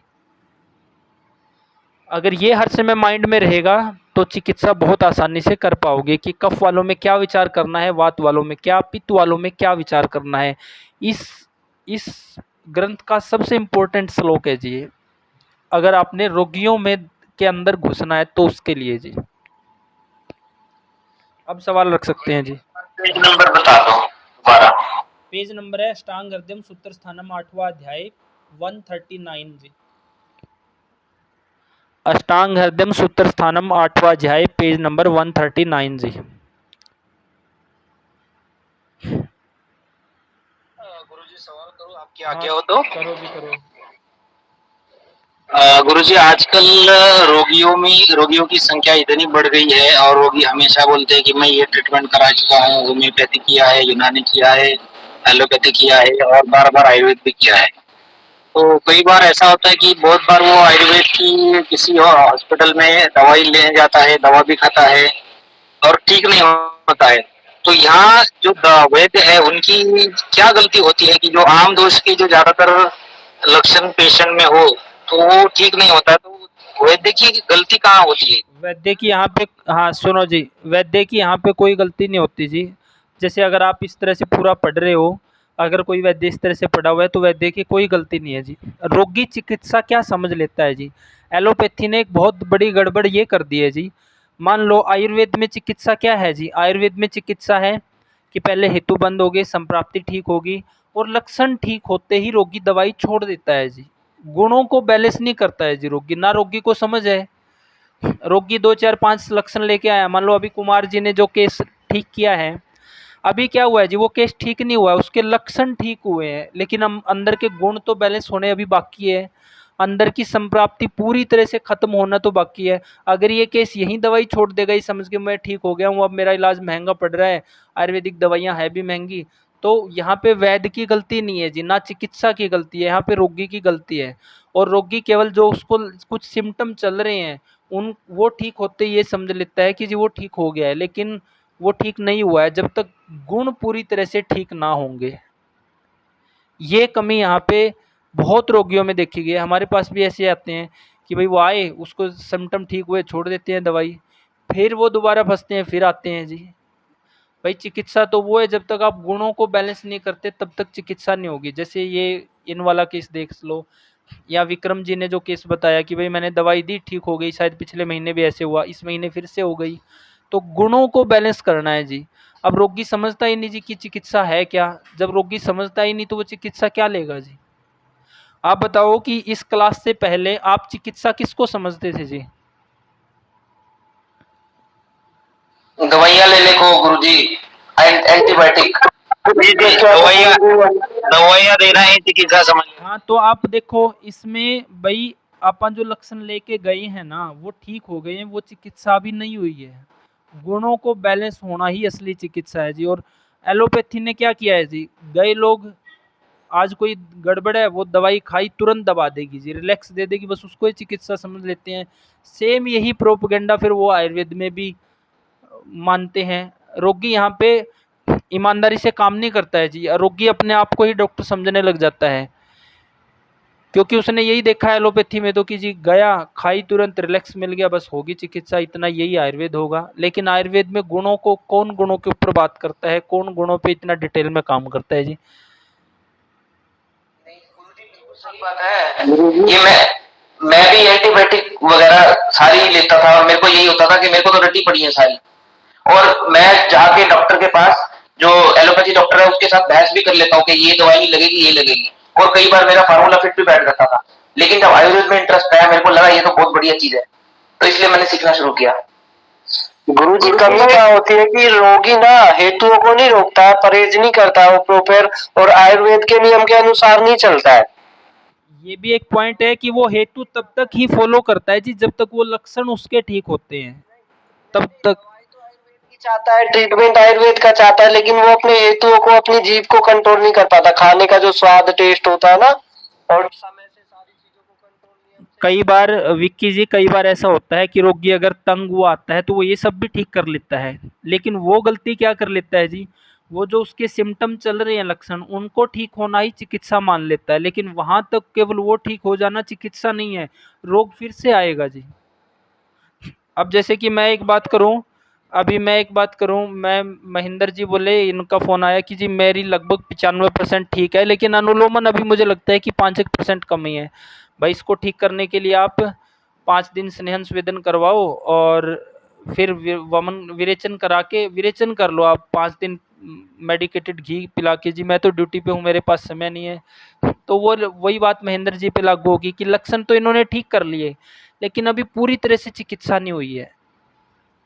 बिल्कुल आराम गुरु जी, वैसे 95% तो आराम है, लेकिन वो थोड़े बहुत सिम्टम कई एक आधा। तो भाई हाँ, अब जो बच गया उसके लिए अगला प्रोसेस है। तो गड़बड़ी यहाँ पे आती है जो पाटिल जी आपका सवाल था कि एलोपैथी ने ऐसी गड़बड़ कर दी है कि आपको जो लक्षणों में रिलैक्स मिल गया बस उसी को ही चिकित्सा समझ लेते हैं लोग और वहीं दवाइयाँ छोड़ देते हैं जी। अब गुण को बैलेंस करते नहीं है, वो फिर से आते हैं थोड़े टाइम बाद। तो गुरु जी गुण को बैलेंस करने के लिए इसमें ये क्या करना पड़ेगा फिर अपने को कोई? एक मिनट, इनका सवाल क्लियर होने दो, बड़ा जायज सवाल इन्होंने पूछा था। क्लियर हुआ पाटिल जी? जी गुरु जी क्लियर हो गया, क्लियर हो गया। तो यहाँ पे आयुर्वेद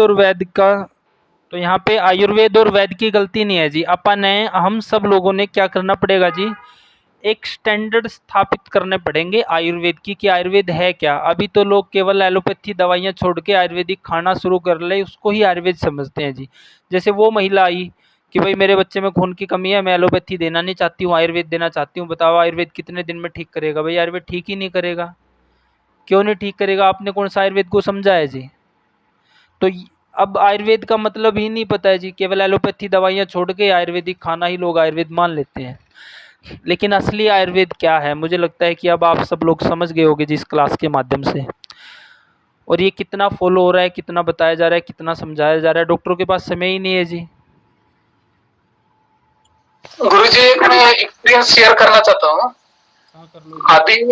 अभी जो मैंने मरीज के बारे में जो ट्रीटमेंट किया है इसमें यह पता चला है कि यदि आपके पास कोई भी मरीज आ जाता है तो उसको धैर्य दीजिए, और जब उसको डिस्चार्ज करते हैं मतलब चल ठीक है घर जाओ आप, तो उस समय उसको इतना डराना है कि ये दवा आपने ये आपका हेतु ठीक होने तक ये दवाई लेनी ही लेनी है, और इसके बाद यदि आप जो रूटीन बनाया हुआ है उससे गलत चलोगे तो इससे बड़ी बीमारी होगी। ये इतना डर इसमें यदि बिठा दिया तो वो मतलब मरीज जो है जिंदगी भर ठीक रहेगा। एक महिला ऐसी आई जी कुछ दिन पहले, उन्होंने क्या है कि फेसबुक पे अपना ये जो अपन फेसबुक पे ऐड चलाते हैं फार्मेसी की, तो सर्च करके वो आई जी, उसने फेसबुक पेज देख रखा था, वहाँ अच्छी जानकारी मिली, तो उसने आके अपनी एक समस्या बताई जी। समस्या ये बताई जी कि मैं अपने इलाज के ऊपर 50 लाख रुपए खर्च कर चुकी हूँ। वो महिला दोबारा आएगी, फिर वीडियो बनाएंगे जी, और वो बोलती है कि जी मैंने अपने जीवन में नौकरी करते हुए पूरी ज़िंदगी लगा दी, लेकिन मैं 50 लाख की सेविंग नहीं कर पाई और अपनी बीमारी पे मैंने 50 लाख लगा दिया जी। तो ये आज के टाइम में कंडीशन ये हो रही है जी कि 25 साल इंसान बच्चा माँ बाप पे निर्भर है, अगले 25 साल वो कमा रहा है, कमाते कमाते उसे ना खाने का ध्यान है, ना पीने का, ना सोने उठने जागने का, और अंत में वो इतना लगा देता है, इतना पूरे जीवन नहीं कमा पाता जी, वो सेविंग नहीं कर पाता इतनी वो। तो आयुर्वेद को जीना सीखना पड़ेगा, और जीना अच्छे तरीके से जीवन जीने की कला ही आयुर्वेद है, और तब ही किसी रोगी का ट्रीटमेंट हो पाएगा। मुझे लगता है आज की क्लास काफ़ी लंबी चल गई है, 15-20 मिनट एक्स्ट्रा इसलिए ले ली क्योंकि लेट जुड़े थे आज। और किसी का कोई छोटा सवाल हो तो रख सकते हैं, नहीं फिर आज की कक्षा को विराम दे जी। गुरुजी मेरा एक छोटा सा सवाल है, स्वेदन क्या हम कर लेंगे जी गौतम जी, आपके तो आपके बहुत हो गए सवाल आज। ठीक है जी। और किसी ने कोई सवाल बिल्कुल ही नहीं किया हो, छोटा सवाल हो तो रख सकते हैं।